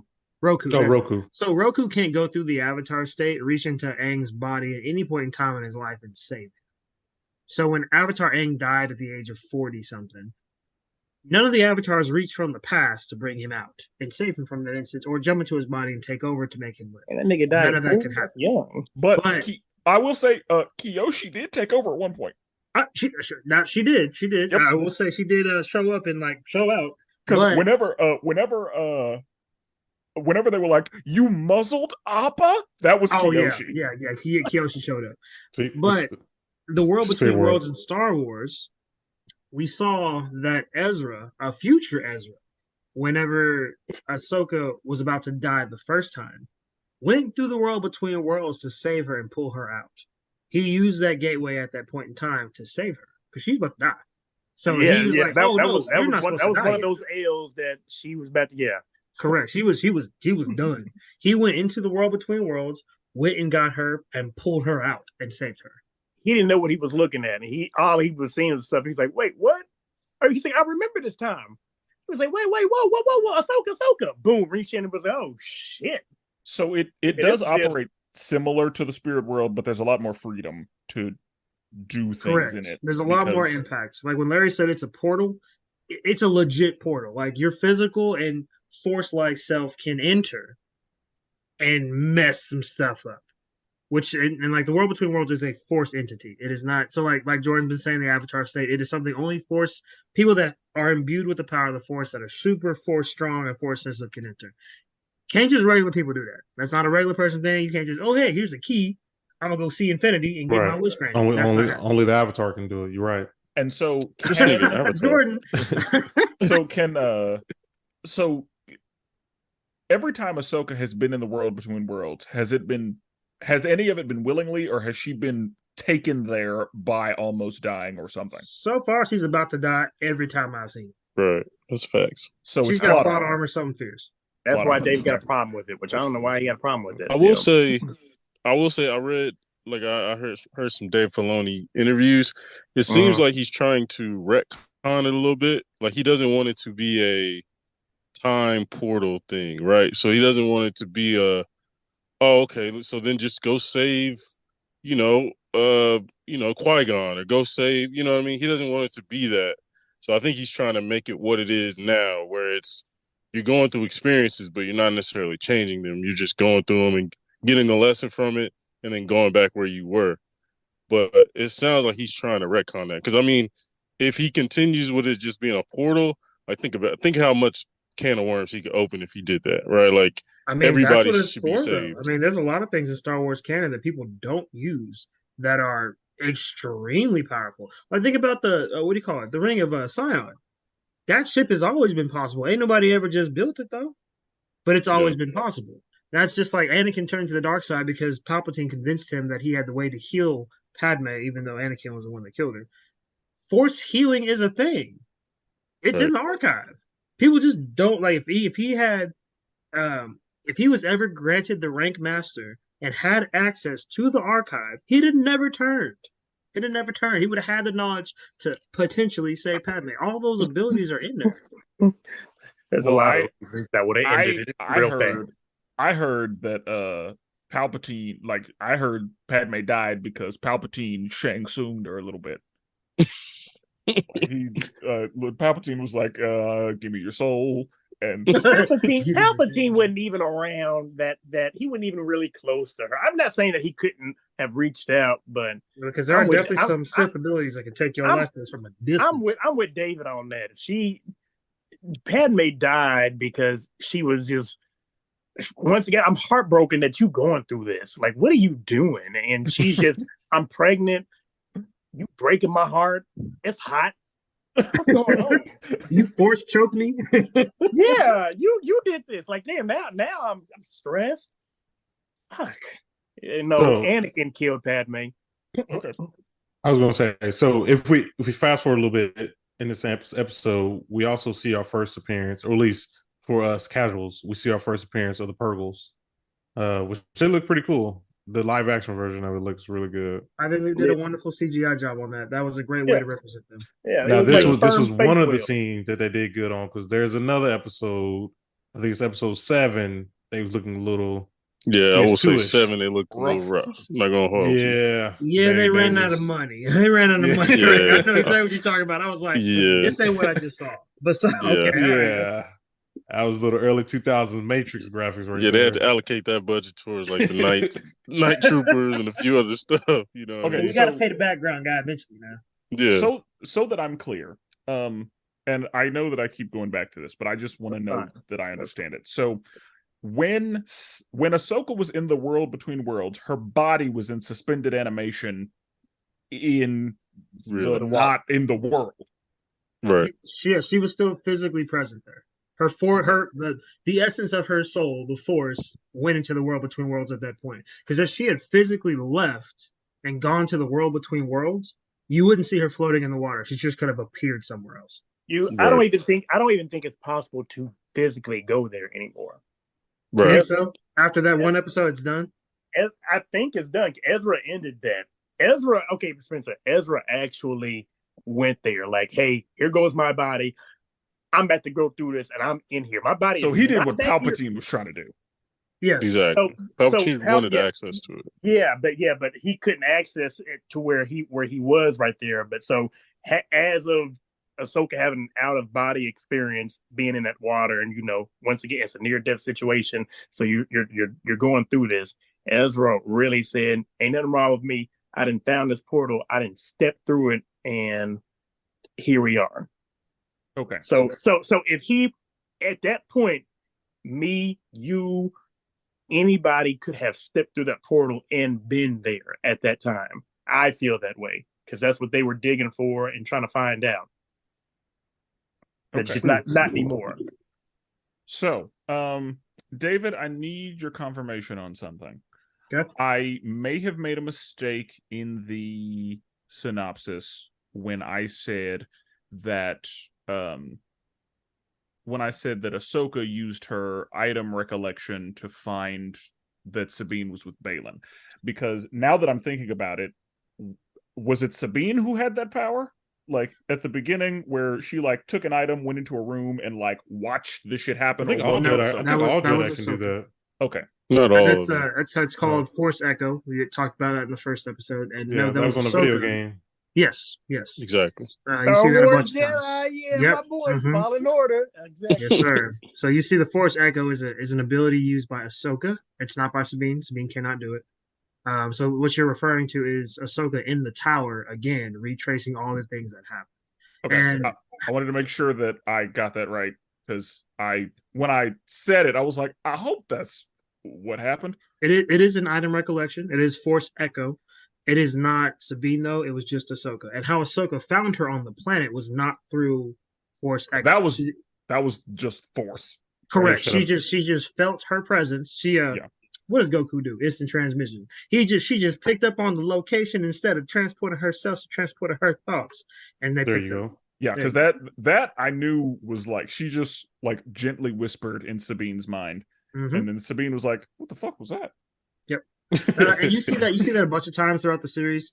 You notice whenever I think I'm pretty sure I'm not messing this up. When Han is killed by Kylo Ren, Leia knows.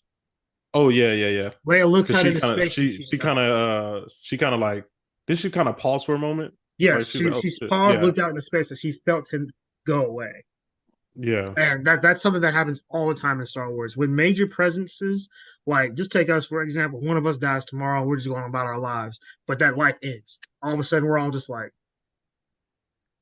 oh, there's an energy that Yeah. just disappeared. Yeah, like you feel that. Okay. Yeah, that's So exactly how that worked. okay. So next thing that happens, Syndulla is stalling because the Republic has arrived and they're like, "We are here to arrest you." And she's like, can you give me just a minute? I'm working on something. I just need a minute." Mm-hmm. And then they see the space whales. So you might want to move out the way. Yeah. So I was like, back up, Terry. I want to back up real fast to David. I didn't like how. Okay, so when we first saw Ahsoka in the past, they nailed it. They nailed it right. Cool. That's what Ahsoka looked like. You know, she was young. Her little horny things were little and stuff. Okay. Then whenever we got back down to the Mandalore fight and we fight Darth Maul's Death Watch and stuff. They didn't age her. Yeah, why? Yeah, they didn't Why? age her. What, did y'all forget that? That's Saving not money. what she. They saving money. I guess when I They saw that, saving I money. was like, That's why? Wait, what happened? Wait, what happened? They didn't. She was still the same way she looked in that Star Wars Clone Wars battle. Then in the last battle that they had, Season 7 Clone Wars, they had her still looking the same as the theatrical animated movie, and that's not. Oh, I didn't like. I was like, why didn't you guys? Yeah. Now the Ahsoka that you see now, that is the Rebels Ahsoka. She's her horny things have gotten a lot taller and stuff like that, but she still has those mini horns. And I was like, all right, so okay. Anyway, yeah, so it's a small detail that they copped out on. There, we should have seen 3 actresses: Rosario Dawson, the child actor, and then a teenage version. That's what we should have seen, but it's okay. Yeah, I mean, I'll let that slide. I'll let that slide. I thought it was pretty funny when they got inside the whale's mouth and Hu Yang was like, "So how you know we're going to the right spot?" She was like, "Oh, I don't know. I just know." He was like, "Wait, what do you mean?" I just know. That was great. Like whatever. I was like, "Oh, that was pretty good." I thought that was funny. And that's what I took, because as we know, I know nothing, but that was my understanding of Ahsoka's personality.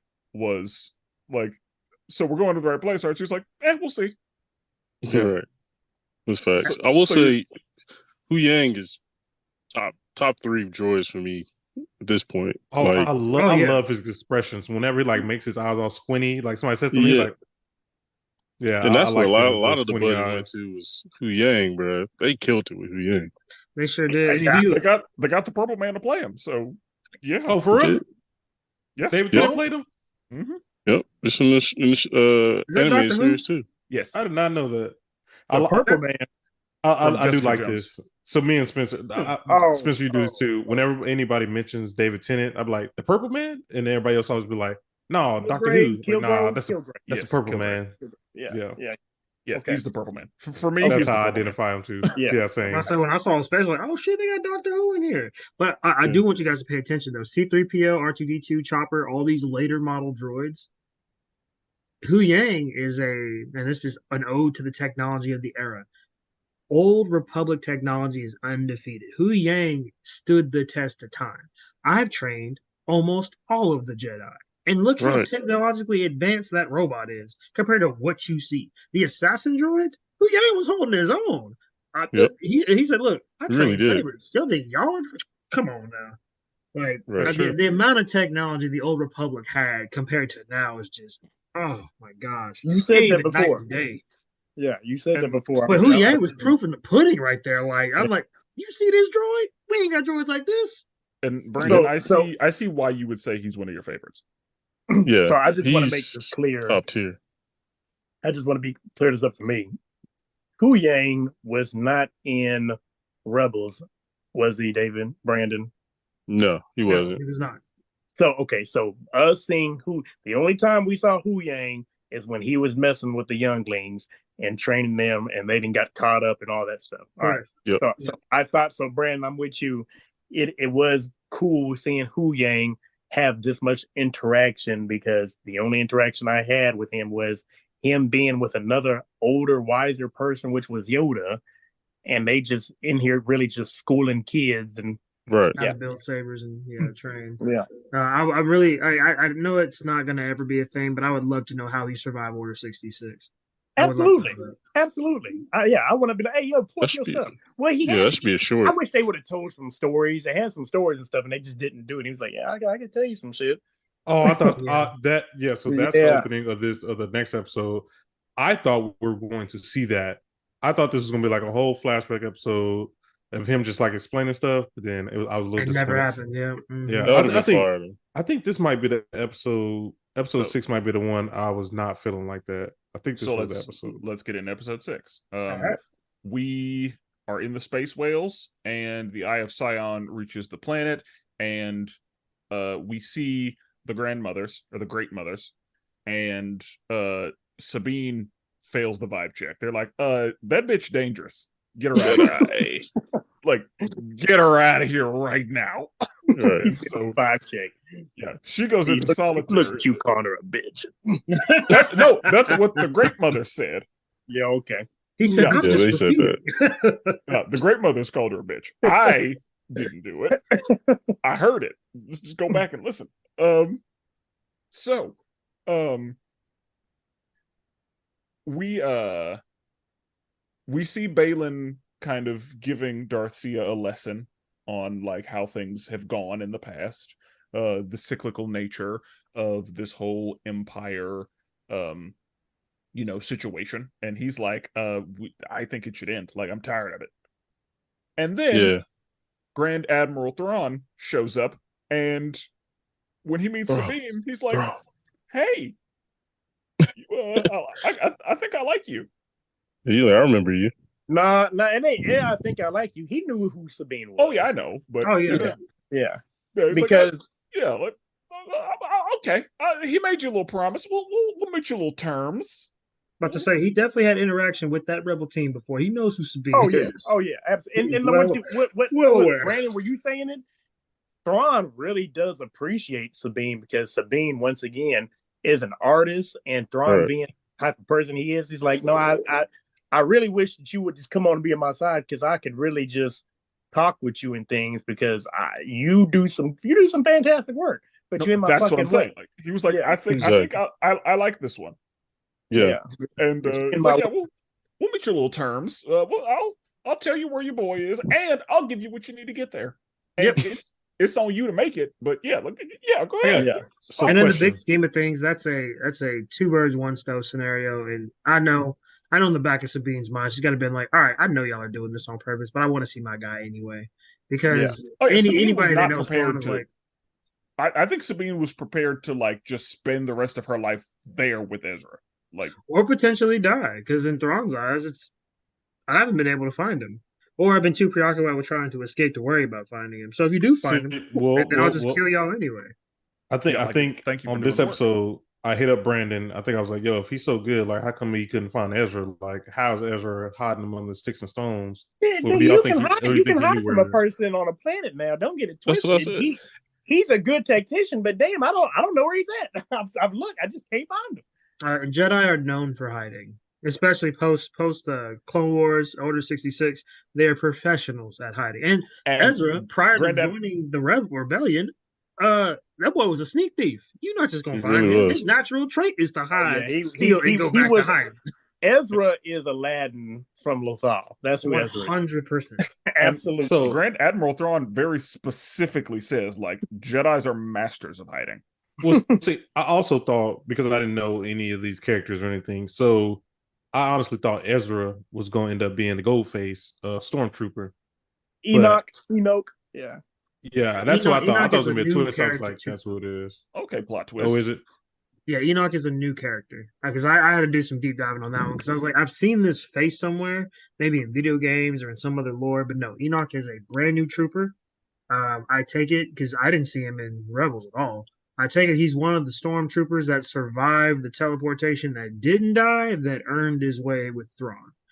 Because I mean, it's not hard to get on Thrawn's good side. You just got to be competent and good at your job. I mean, he's a regular, every average individual when it comes to that. You're good at your job. I thought that was going to be Ezra.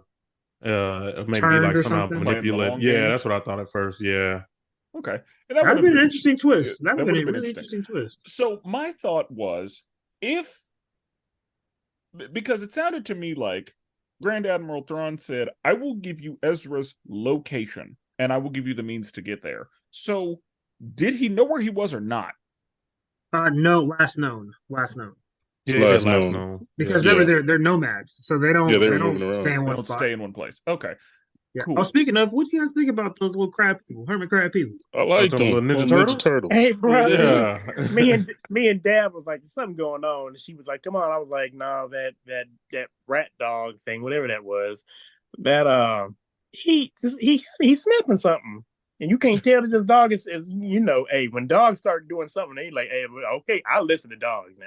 Yeah, when dogs find something, you see what they found. Like, if a dog is barking at the dark in your house or whatever, something. Let me go and close my door. I'm going to go. What you see in there? Ain't nothing in there, but there's something in there to you. Yeah, so that little thing. I was like, oh shoot, little crab creature.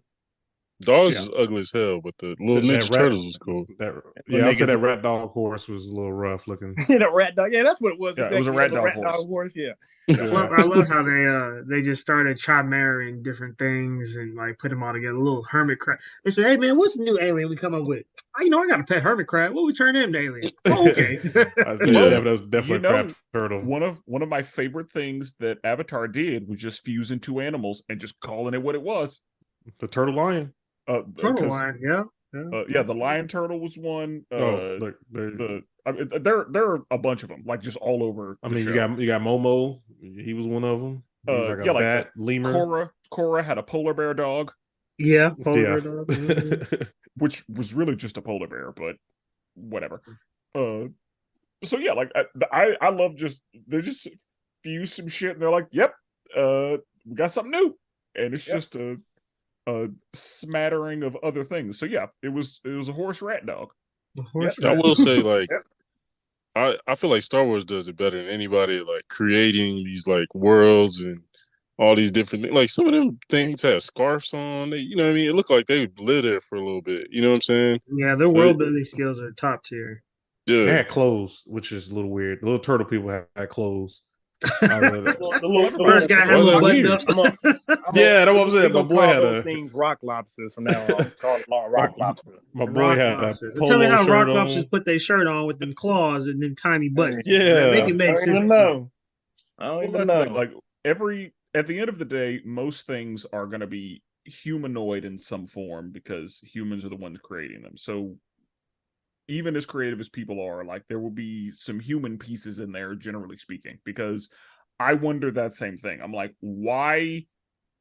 A lot of the reason that we wear clothes is biblical, and it's like, so is that the case in other galaxies too, or they just have clothes because they're fashionable? Well, I will say in Parima, and this is something that we're also going to get into in 7 and 8. Parima was a planet that they left from. So the teleportation with Ezra and Thrawn to that planet, the Night Sisters weren't just, on Thrawn's ship. They were there. They were on Parima. Yeah. They were sleeping. Yeah. And then when Thrawn arrived, they awoke. Yeah. So I forgot to ask about that. Yeah, they were not. They was already there. Me, David. That was new information to me when they said that. I'm thinking y'all from Dathomir. To tell you the truth, I did not know that part. Correct. Dathomir is not the original planet from them. They were the first. The Night Sisters were the first in lore to use the whales, the pergola, to travel between galaxies. So the fact that those three are there, and you had all those other Night Sisters on Dathomir, they left that planet to go to a new galaxy to then settle on Dathomir. Dathomir was not like the OG planet where they were from. No, they're from another galaxy. They were intra. what is it? Yeah, it's intergalactic travelers. They were intergalactic travelers from galaxy to galaxy. So Milky Way to whatever that thing's called. So the rock lobster people, Larry, Rock lobster. they them having clothes is not far fetched because I guarantee at one point in time that galaxy was, especially that planet, was populated, flourishing. It's a wasteland now, is what they said when they got there, but that's a now statement. That means in the past, before they left, it's probably thriving. Think about the statues when you first see that planet. They do a landscape scope, what Star Wars is known for. The landscape of those statues of Night Sisters wailing into the air. I can only imagine that planet at one point in time, it's green and flourishing now, but Night Sisters magic is evil and corrupt. The whole planet could have been black, full of like lava pits, or dark and red like Dathomir was. It could have been an environment like that at one point in time. And then when they had to flee, nature took back over, and that influence is still there. But I mean, you've got you got bandits that still live there too. So obviously there was a culture at one point in time on that planet that was probably thriving and flourishing, or if not, it was in war or conflict. How Star Wars does. And that makes sense because it looked like the bandits were dressed they weren't dressed like the Night Sisters were, but they had a similar color scheme. Bloods? Yeah, the Bloods. Everybody had on all red. You gotta do better. They had on all red. What? The blood band. Yep. I was gonna say like samurai, or they look like more samurai than some like. They did give a bit of a run Bloods when I first saw them. Right. Which shout out to Sabine for holding her own. Because I did not expect that battle to go that way, but she went through them mugs. Yeah, she had to survive. And that's the thing. The horse Red Dog left. Oh yeah, don't get out of there. That nigga said, "I don't know this bitch nothing." Bye. Yeah, that's what a horse would do. Like, oh, you won? Yeah, you're right. Okay. That was that horse in them. You're right. That's that horse in them. Now, came back. That's the dog in them. With that, me and Dad, she was cussing him out and stuff and like that, and being mad at him. And I'm like, "What are you, an idiot? If you get in a fight, you could have a great horse. If you're in a war and there's artillery and your horse is being shot at, boom, bam, boom, and you dismount off your horse is probably going to run away because that's what animals are going to do. And you're probably not going to see that horse again.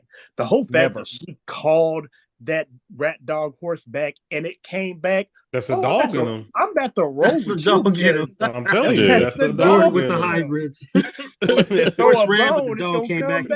Let the dog roam. He'll come back home. But no. I'd have been like, you know what? I'm not mad at you. I'm glad you came back because that's facts. Let's go. He was ready to eat the turtle people. That's the rat in him. Sabine has abandonment issues. She does. That is explained. Like the fact that Sabine is lonely and she feels like she has been left and abandoned by everybody in her life. I'm sure that she was like, "What? You left me too? I hate you, bro. We just met. You already you already out. You abandoned me. Leave." Yeah, so her abandonment issue, she got some trauma. Yeah, that showed up a little bit. She wasn't, but Sabine, we often see that she thinks in emotion, and she does. I think that has to do with the character that we're dealing with under the circumstances. So, Baylan is following her. She does find Ezra, and he's not mad. He's like, "Hey, took you long enough." What the fuck are you doing in here? So, question. I know very little. We can call it what it is. I know nothing about Ezra. And so, my thought was, whenever she was like, because I feel like he was like, "Hey, how'd you get here? And where's Ahsoka? And are we leaving?" And she was like, "That's a really long story." He was kind of just like, "Oh, okay. Yeah, all right. Nah, I need to know this." That's what the fuck we need to discuss. Yeah. Before you start telling stories about it, I need to know what the escape plan is right now. I know what it was. Time skip. Girl, it's been what? Ezra has made peace and all that. There we go. Spenser knows. I mean, come on, now, Jordan. You can't just be battle hardened for your whole life. Right, He's living with crab people. He's living with hermit crab people. You think this man gonna be battle hard? My boy thought he saw the Mandalorian thaws, and he was like, "I'm trying to get a piece of that." Trying to get a piece of that, boy. Yo, he said, "Hey, girl, I heard that left leg Thanksgiving. Heard that right leg Christmas." She between holidays or what? Hey man, I'm proud of us for getting to this point until we got I know, toxic. But I was gonna mention. I think we talked about it last time, but yeah, Sabine and Syndulla, is that her name? No, what's the other chick with the two? You right? Oh yeah. They was both looking right. And I just looked at them in real life. I looked at Sabine in real life. She nice. Oh yeah, bro. Oh yeah. I looked Tell me at how her. it goes. I knew. Who I know her Larry has a problem because she got short hair. Yeah, She cut it. Yeah. I mean, she was cool when she had that long hair, and then she cut it off. But that's what I know her like anyway. But she was animated, so why we even care? Yeah, even animated, I was still gonna go for Hera over Sabine. I ain't gonna lie to you. Oh, you want that alien butt? Yeah, I was gonna get that Twilight butt. No doubt. He said, "I need me some my kids." Boy, about to see that green, huh? Boy. All right. So we got to the end of the episode. They met up. Yeah. So the Great Mothers let Grand Admiral Thrawn know that Ahsoka's on the way, and he's like, "All right, what are we up against? Tell me everything." And he does not know who she is at this time. He does not. Yeah. Yep. So now we open with Syndulla at the disciplinary hearing, and again, this senator hater who's for the Empire just hating all over the place. This time he's hating in person. He's not even a hologram. He's hating live. Right.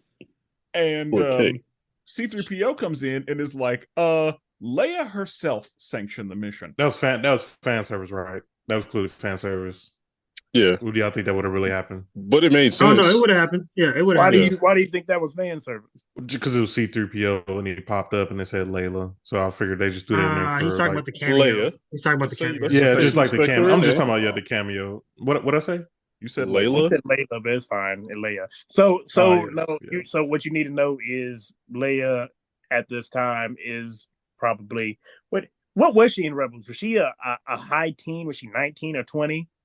No, she was in her no, she's no. So where we're at right now, we're post Empire. So yeah, she's in her 20s right now. She's the leader of the Defense Council. She's in her mid to late 20s because Luke should be at his mid to late 20s right now because he's rocking the black outfit. Yeah. Whoa. What are you saying this timeline is, David? We're in between the movies, bro. We're after the Empire fell, but we're before the sequel. I mean, the secondary, the sequels trilogy. Oh, So you are trying to tell me. So we're between episode 6 and 7. Is that? Yeah. This is not. What's going on here? You're good. Oh, okay. Yeah, you're good. Yeah. No, so we're in between, between. We're in between 6 and 7. So yeah. So what you're trying to say is this is not after Rebels. So this is after. Ain't no way. This is not. It's The after Empire has Rebels. fallen. This is after Rebels. You're right. It's after Rebels, but this should be after Rebels. Before. This should be before. Episode Star Wars before me. So we're after the original 3, 4, 5, and 6. That's over. Empire's fallen. Anakin's Vader's dead, Okay. right? Okay. Yeah. So now, if you're talking about this, and how the hell is Ahsoka still alive after all this time? So you listen to episode. You know what, Larry? Go ahead and review the podcast, and I'll tell you exactly how old Ahsoka is. You go listen to the original one. I did a whole I think they we said talked it's about our a age and all certain that. age, but I don't. Did we? know. Okay. Exactly. Yeah. Let me go back and listen to that and see, because now, see, I'm thinking this is once again B44, and for some reason, why these characters are not around in the movies and things, because they pulled a Rogue One, and we sacrificed, but we got shit done. We killed Thrawn, but we died too. Here comes boom, bam, boom. Ain't no way. Ain't no way. Ahsoka, so Ahsoka right now, according to Disney, is 47 years old. Right. Okay. Now her people can live just on the other side of the average of humanoid people. So we're talking like late 80s, 90s. What are they? They Torguttans or something like that? What they got? Yeah, Yeah, I can't say the word off the top of my head. I gotta have it spelled out. But yes, no. So she's 47 years old. That puts Leia in her 20s. Because at the end of 4, 5, and 6, Leia and Luke are not old people. They're young fighting the rebellion. They're not old at all. We don't see them old. So like the 7, 8, and 9? That's way later. That's way later. We got old man Han, old man Leia. Luke's old and decrepit. Man, come on, that's Larry. Even I knew this. So we're in between 4, 5, and 6, and part. 7, 8, 9. I'm seeing 6. I don't think you like Star Wars. Yeah, it sounds like we're not very far after, like we're shortly 6. after 6 is Yes. what it sounds like to me. Like there's still a lot of time before 7. Okay, because I'm telling you, in my mind, all this is happening before Rebels is before Star Wars, correct, David? Rebels is after Rebels is after Order 66. Yeah. So Vader turns, Rebel starts. So I'm thinking. So what you're saying is, all right. So this is going to go back into the question of where are all these niggas at in the movies then? Hopefully the second season of Ahsoka will bridge those gaps. Because trust me, we all know how this ends. This is the middle part of all right. How you gonna get to where this was? Yeah, because or y'all we gonna know retcon everything. we know Thrawn is defeated. We know Ahsoka dies because they're not nowhere in the next movies, and Snoke is the big bad person. Ain't no way. This is man. All right, come on, keep on going. I don't know if we know that because I knew Darth Maul was dead and then he wasn't. So yeah, that's true too. Nah, yeah. So I don't know what we know. But yeah, that was fan service showing up. I have hope for the stuff, even though Darth Maul is dead now and this stuff. Once again, yeah, okay, all right. Keep on going. Keep on going. I don't think it was fan service though. I mean, it was legit. She's the leader of the defense council, right? Well, so I guess like C-3PO just showing up. Like in my head, I was like, oh, they threw that in there for fans. I mean, they could have been any random person. Yeah, I mean, she would send. It made sense. Hell nah. If this is between 6 and 7 and stuff, you telling me, oh, absolutely. If Leia come through saying some shit, whatever, it's hands down. It's a wrap. Yeah, hey, yo, C-3PO, go in there and go tell. Yeah, exactly. Bam, boom. Yeah. If I'm Leia and you really talking about Thrawn is coming back, no, this is a serious threat and something like that. So, all right, because which is why you see the conversation swift to like, if anything else comes up, consult with me first. Right. Leia comes through, and we know the Supreme Chancellor is, but she comes through and says, "Here's my big foot. I'm putting it down." Come talk to me when we have issues. Don't make no decisions without me. Y'all know how this works. I thought it was pretty funny when that hater dude was like, can we really trust robots? And then they went over to what's the little short robot name? Yeah, Chopper. Chopper held it back. He's like, hold me back. He's like, hold me back. Chopper would murder him on sight. Like, not think twice about it. I mean, that dude's a hater. So I guess one of the questions that I had was, whenever C-3PO showed up, I was like, did Leia really sanction this? Because and then the Chancellor pulled her aside and was like, I don't think she did. And then Syndulla was like, yeah, she did. Eventually. I was like, okay. So we actually talked to Leia, because I was worried like, oh, Leia was never, nobody ever talked to Leia. Like this was all a ruse. But whenever Syndulla was like, yeah, she approved it, just not immediately.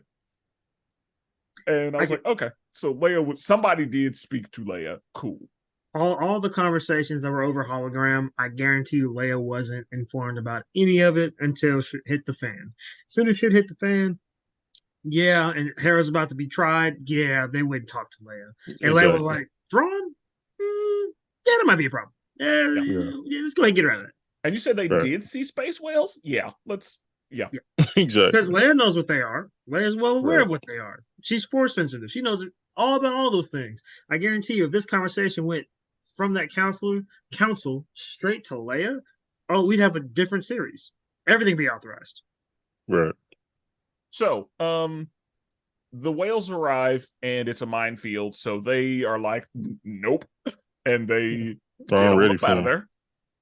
And Ahsoka, does some maneuvers and makes her way to the planet.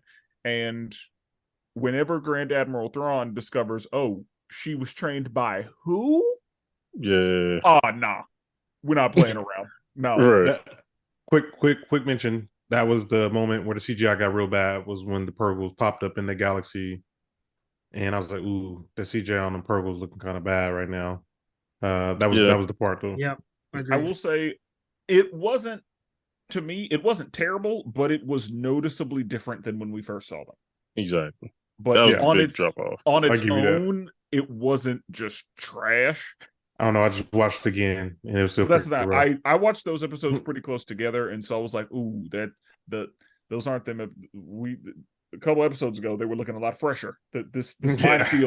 minefield's a problem. Yeah. But so she lands on the planet, and again, Grand Admiral Thrawn is like, she's unpredictable, she's dangerous. We need to be ready. So Sabine and Ezra are catching up, and she's basically like, these are some of the things that you missed. And he's like, wow, I've missed so much.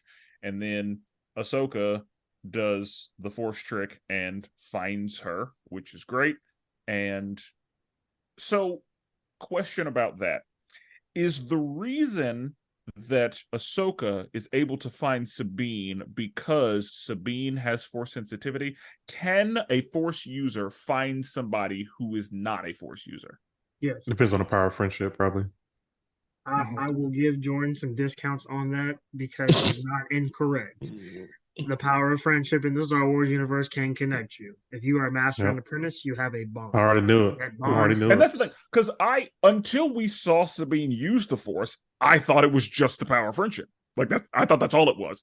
Because I know that Ahsoka can use the Force, but Hu Yang made it very clear.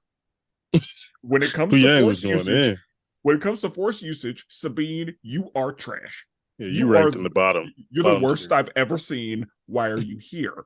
Like, he made it real clear. So whenever Sabine responded, I was like, oh, yep, that's the power of friendship.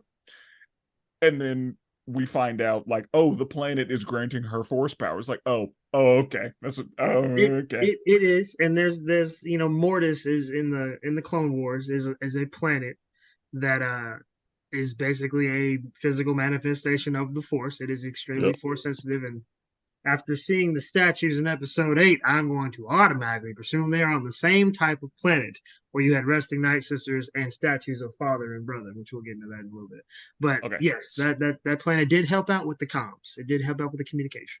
Okay, cool. So the planet Spenser, provided some plot. Yes. one last thing. One thing, I don't want to start too much for tangent, but I'm sort of reading a book about Thrawn, right? And his start. But in the book, he kind of mentions he had met Anakin before. He had dealt with Anakin. He had a lot of respect for Anakin. It was cool to see that, like, he mentioned Anakin and that he knows who Anakin is, and like, based off his relationship with Anakin, he had more respect for Ahsoka, or at least respect as a threat to what he was trying to do. He put some respect on her name. No, whenever he learned that, his whole shit changed. Yeah. Correct. Like, we saw him say, like, oh, that's her master? She's a problem. Right. I've been sitting here in the conundrum because I'm really shook. 6 and 7. It blew his mind. I'm so shook. So I've been sitting here recapping everything in my mind, but it makes sense. And this is the way that I pictured it. So in The Mandalorian, whenever we saw Anakin and Ahsoka together, things like that, Or Luke. Yeah, Luke. Thank you. I was gonna say, wasn't Anakin dead? But okay. Yeah, Luke and Ahsoka, the same little timeline and things. I know that The Mandalorian takes place after 6. I know that part. But I just thought that was something different. But then I just said to myself, well, that Ahsoka looks the same way that this Ahsoka looks now. So if that was the same thing or whatever, that Ahsoka should be aged more than what this one should be now. But I'm just really thinking, so it makes me so sad because I'm thinking season 2 is going to be lit for this reason right here. And this is why I got so excited. And I'm kind of mad and sad about it now. Thrawn is back. Thrawn is back in the galaxy. He about to meet up with Darth Vader and all them. Like, yo, niggas, what's up? I'm back. But he's not. Right. Thrawn don't know who Darth Vader is. No. No, he knows. He knows He who knows Darth Vader Anakin. is. Because Rebels, we call it. Vader was around, he doesn't know that Anakin is Vader, but he Yeah, knows Vader. yeah, he yeah, knows yeah, Vader yeah, because he yeah. worked under Palpatine. I thought he knew that, Anakin turned into Vader. No, Anakin was a hero of the Jedi. They killed him. Yeah. That was what the propaganda was. So everybody knew General Skywalker as one of the heroes of the Jedi, and Palpatine, a part of his long-standing plan, Order 66, he took out Skywalker. Skywalker was one of the heroes that they killed. It's a part of demoralization. It's part of a whole thing. It's part of Palpatine's grand scheme. Vader killed Skywalker, and that's what he set out. To be clear, that's what I was meaning by that.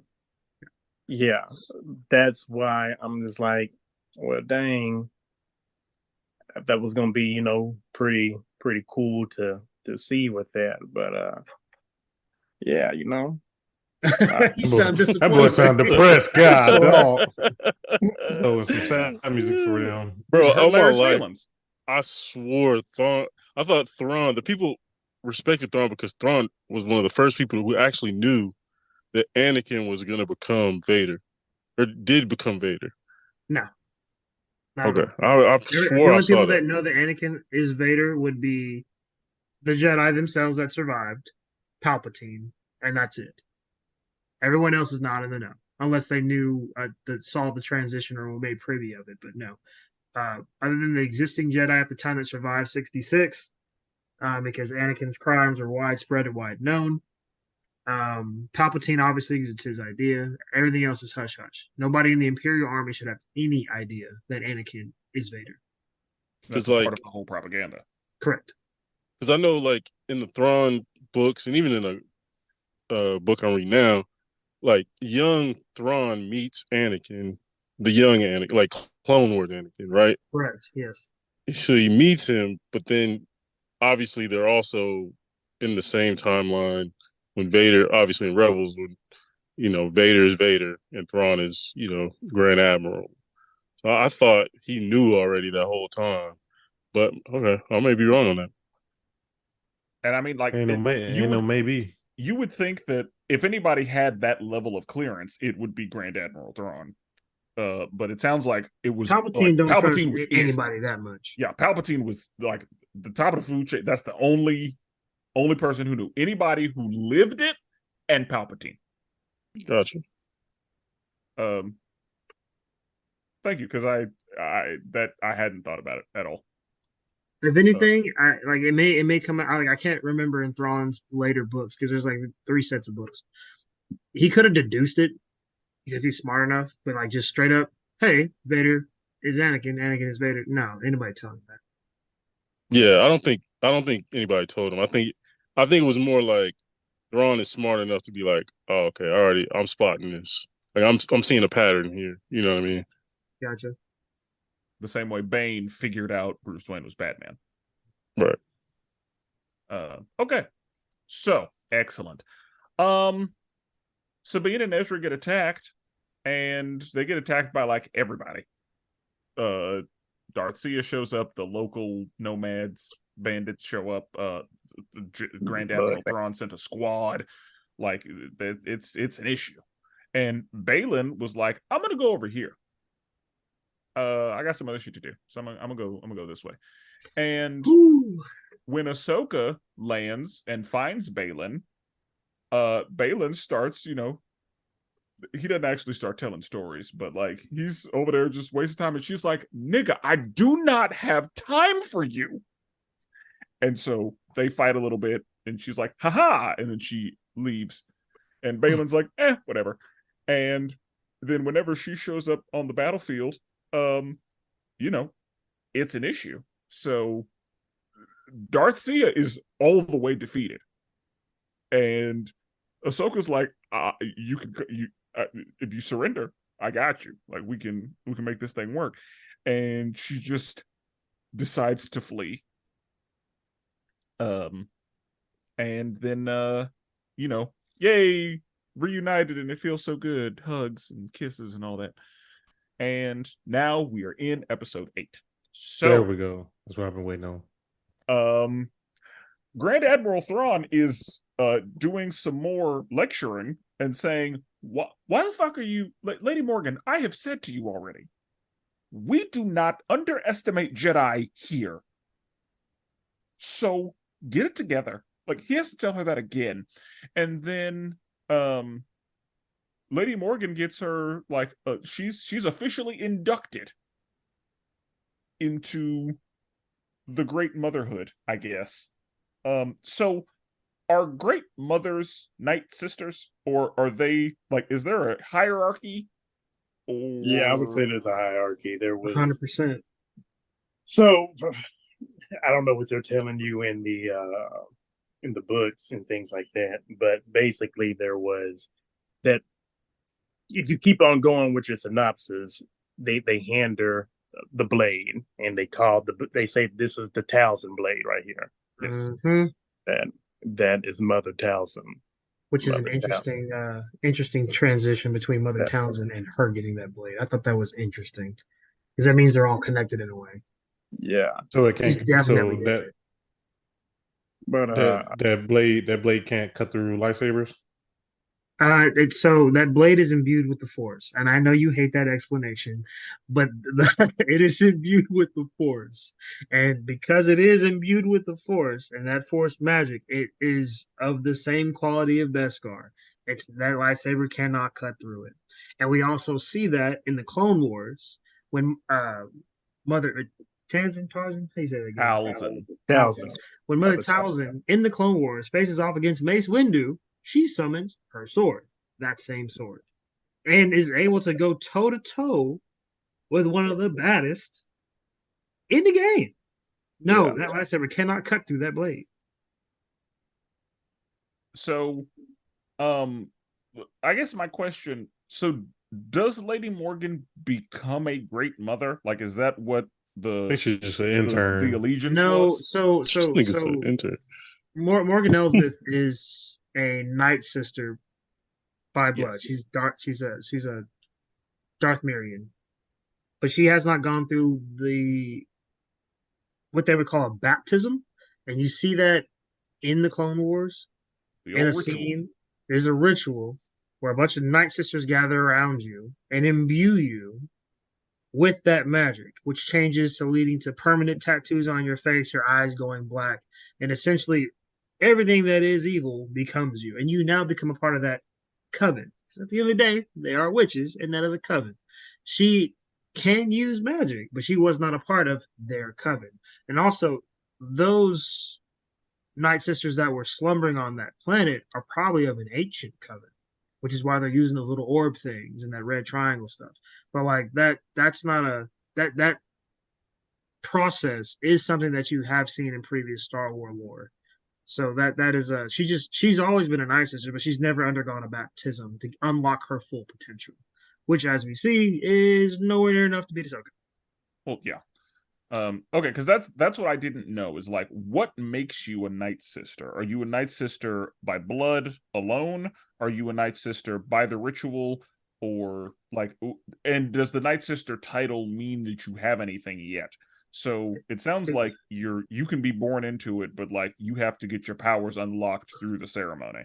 Not necessarily. Any Night Sister born on Dathomir automatically comes with the full Superman package, or what do you call it? What's his name? Doctor Strange package. We'll say it that way.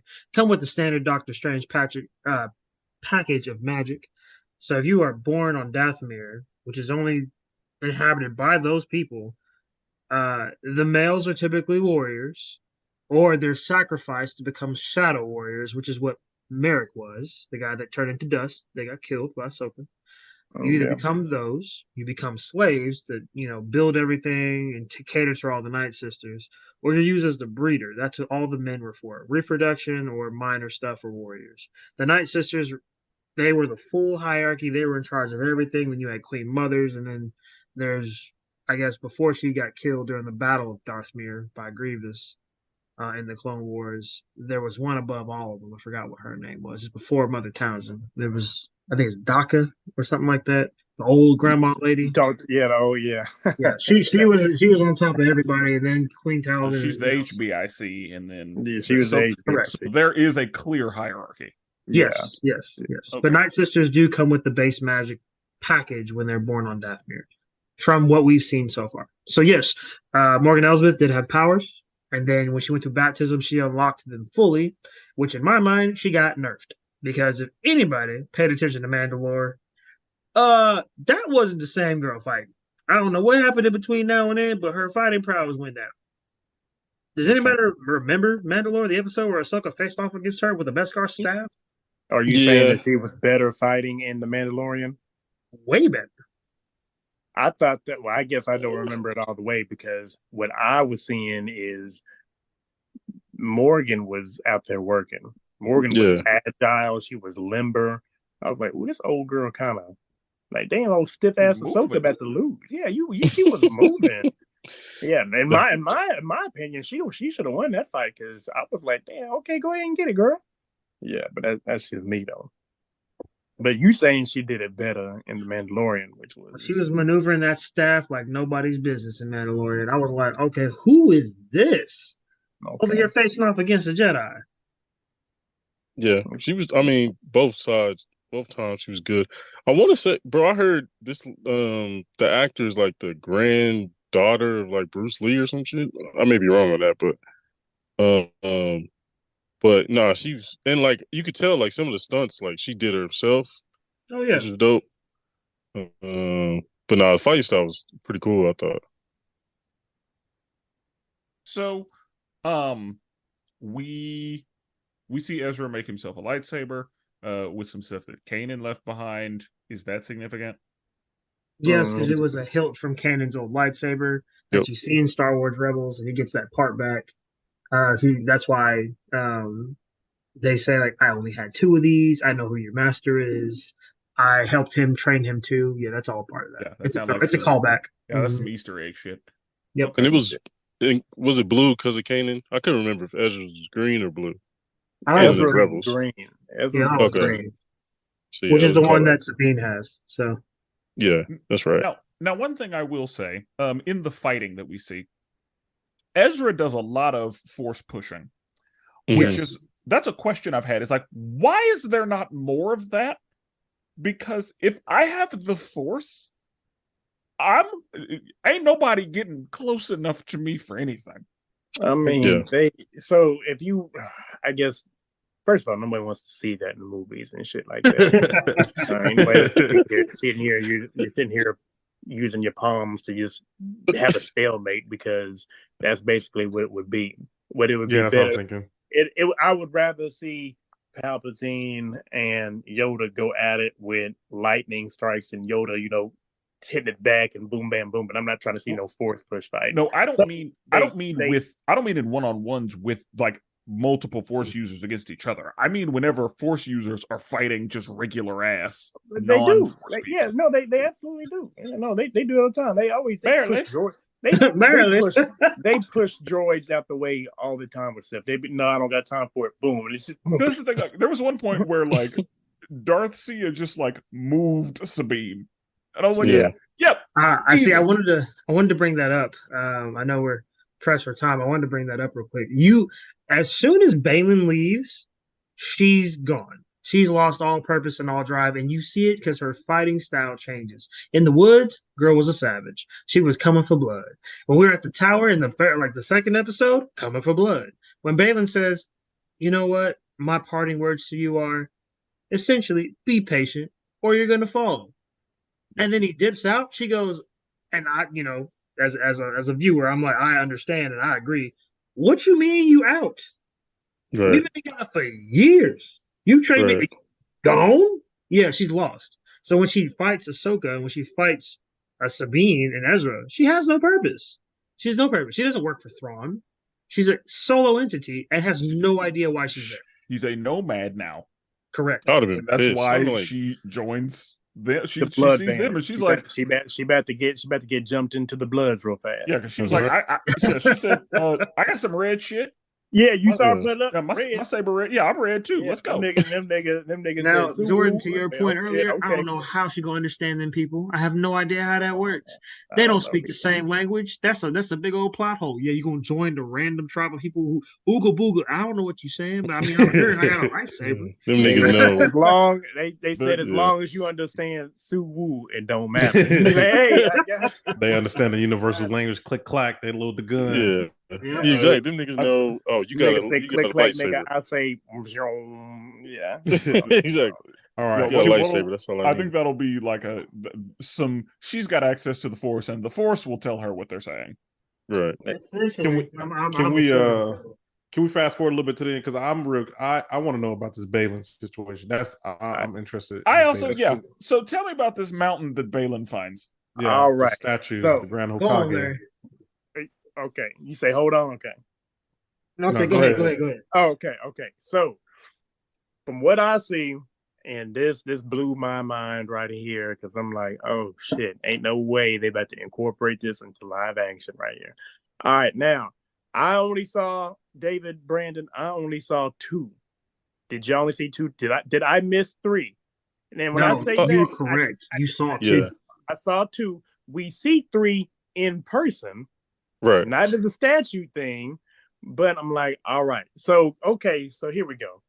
When me and Jasmine watched this arc in season 3, Spenser, this was like the height of her interest in the Star Wars thing right here. Because what she was seeing in that episode, and this is how she put it to me, she was like, all right, so what you telling me is that the Force is faith. And what we're seeing here is we have the Father, the Son, and the Holy And the Spirit. Holy Ghost. Talk about it. And the Holy Spirit type of Trinity right here. The Father is representing that old man that you see right there with the beard is representing the balance. What you saw next to him was his son, which was representing the dark side. Okay, these people are called the ones, and what they are the Force, basically. All right. You had a daughter too. You didn't see the daughter right there, not on that statue. The daughter represented the light. The daughter and the brother are always going at it and things, and the father is constantly balancing them out until to a time to where it finally got him, and he's like, I can't do this anymore, or whatever. Y'all finally done broke me. I didn't end up dying and stuff like that. Now Obi-Wan, Anakin, and Ahsoka got thrown away, and they went to this planet called Mortis. Okay, whatever. I guess it's a planet called Mortis or whatever. That's where this place. It's called a place called Mortis. That's where they found this out. All right. With that being said, the old man, the son is like, somebody's coming here, and this is a pivotal person of interest to us. And it's like, oh, the chosen one is coming here. So that son was trying to corrupt Anakin, and basically he's trying to break free. He's tired of his daddy. He's so tired of his daddy. He's like, I'm trying to get away from you, old man. I want to break out and go do what I want to do as that. And daddy's like, no, can't let you do that. While on the other side, the daughter ain't trying to break right. She's comfortable where she at. She's basically, I know I am, he's doing the balance, but I'm that golden child. You know, as a son, you always causing ruckus and things like that. So anyway, they go into a whole spiritual for real battle and things like that. And Anakin is the main subject. The daughter and the son start really fighting. The son, I think that David Brandon helped me out on this. He ended up killing the daddy.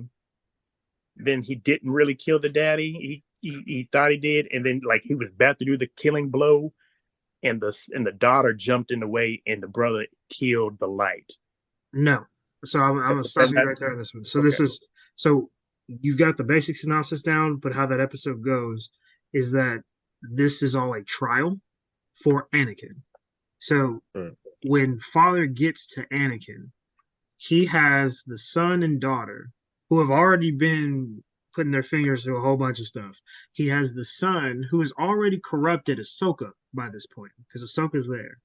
Again, this is so we go back to the original is episode rude. 1 on the Ahsoka podcast. was a problem. Yeah, Yes. I forgot. So I referenced this back in the earlier episode of the podcast where the son takes over Ahsoka, how she first got to the world between worlds or whatever, or had her first instance with the world between worlds was then. These entities, the ones, are physical manifestations of the Force, and at this time, the son was right. Anakin's coming, the chosen one's coming. The father decides to test Anakin. So he uses the son, and the son really ain't being used because he kind of wants to do this anyway to get out, like Larry said. He imbues himself in Ahsoka, turns her evil, pure Sith, if you will, which the concept of Sith doesn't apply to them. It's just dark side and light side and balance. He imbues himself inside Ahsoka, poisoning her, essentially killing her. Slowly, but she's poisoned. She's gonna die. The light side kidnaps Obi-Wan Kenobi. Anakin is in the center of the temple, and the father says, you need to choose. Let go of your fear. Pick which one you want to live. Anakin immediately imbues both sides of light and dark, which is counter to how the Force is supposed to work. But anyway, he imbues both powers of light and dark to 100%, forces the son, who is in his beast form, down on the ground to release Ahsoka. She runs over to Anakin.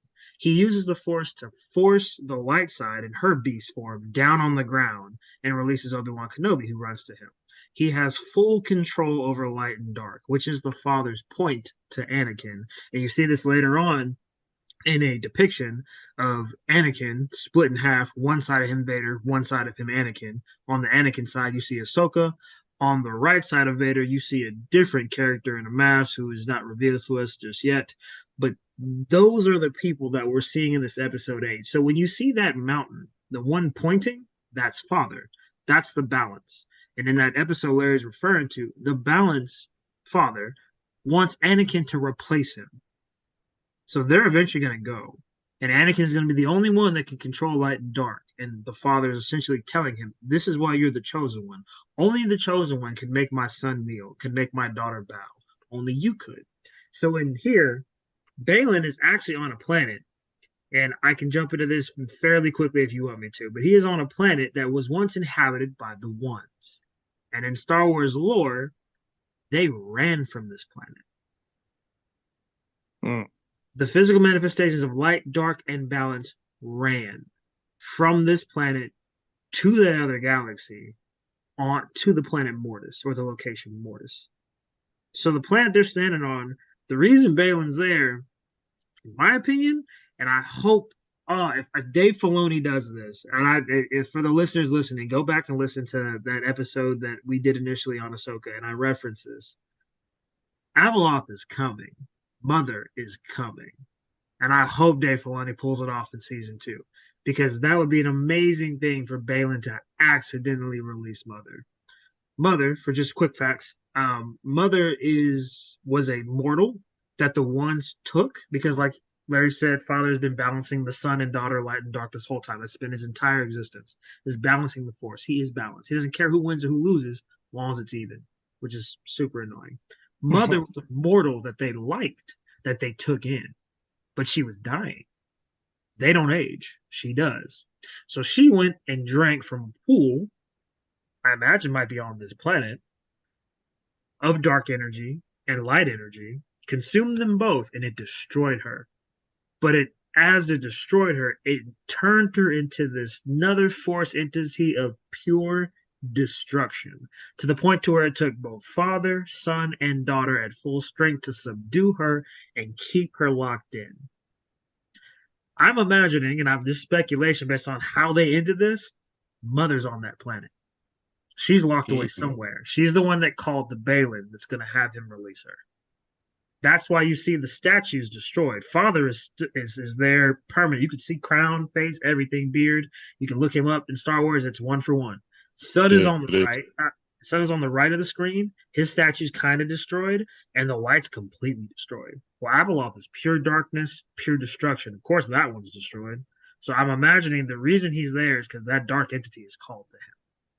See, I thought that the daughter was going to be gone because in that arc, the daughter did die. Yes, so Ahsoka dies.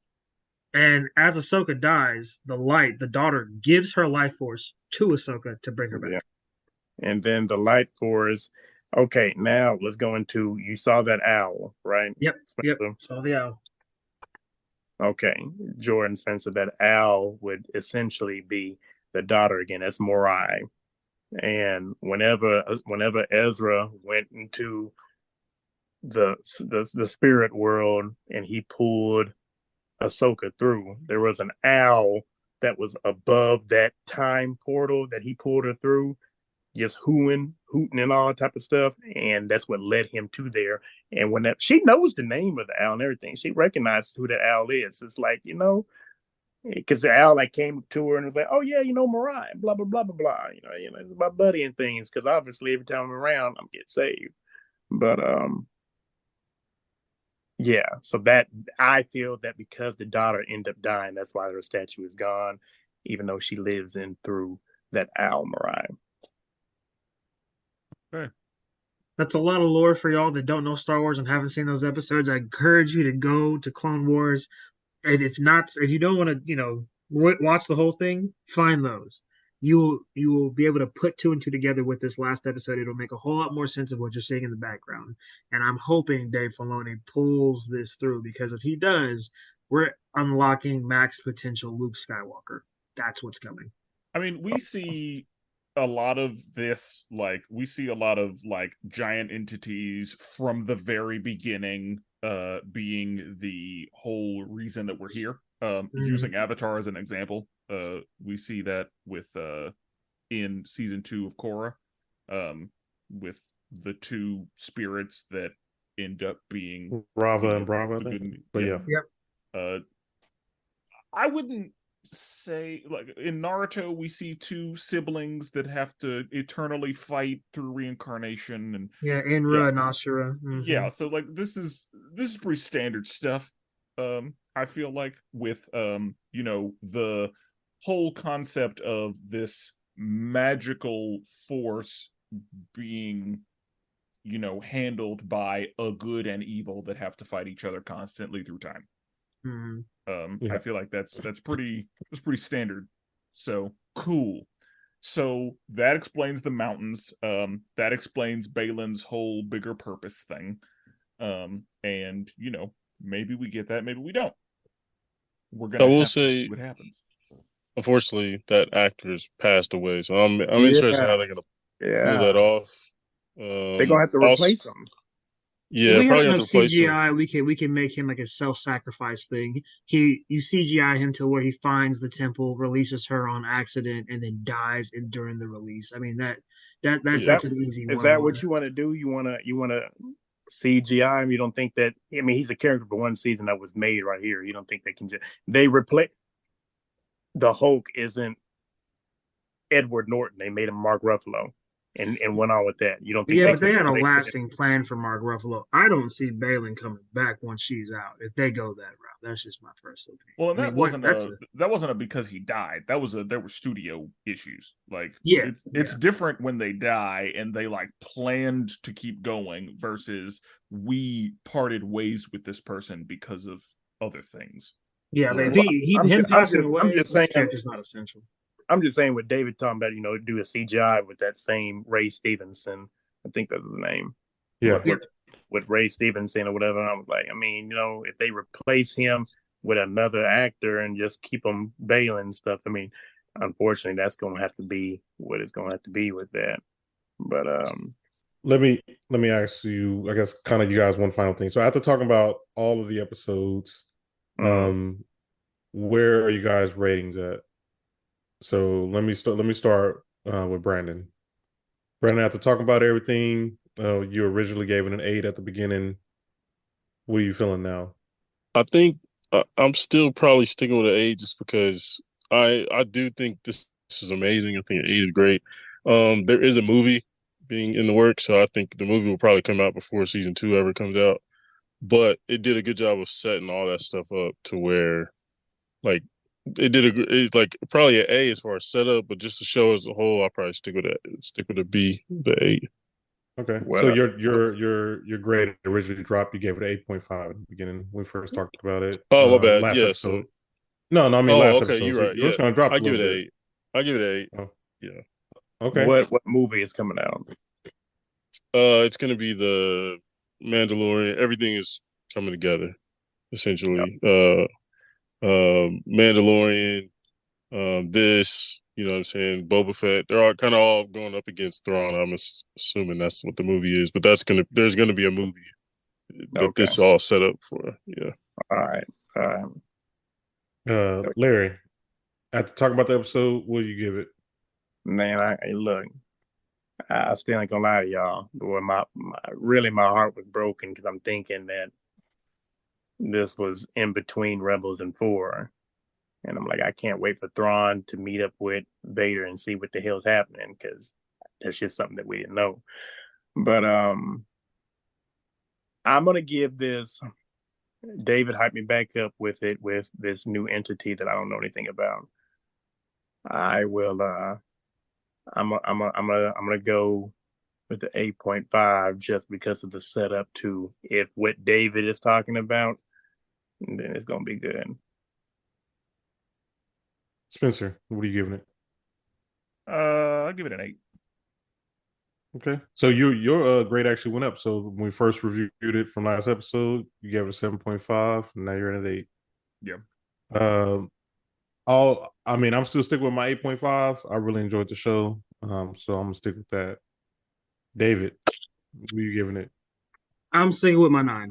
I think they set it up great to where actually they set it up so great they got a lot of room to fail. They got so much room to fail, but they set it up so great, and I think it ended on such a high point. I am enthralled to see how they do with the next season and the eventual movie. Yeah. One final thing for me, for real. I will say that this looked better than any other Marvel TV show. My opinion. Oh, 10 times. Story was better They- than any Marvel TV show, in my opinion. Any? Bro, Yeah, I would say. I More than agree. Loki? Story wise, yes. No, just TV, just Disney Plus TV. Yeah. Interesting. To I got me- post on Facebook for later. Yeah.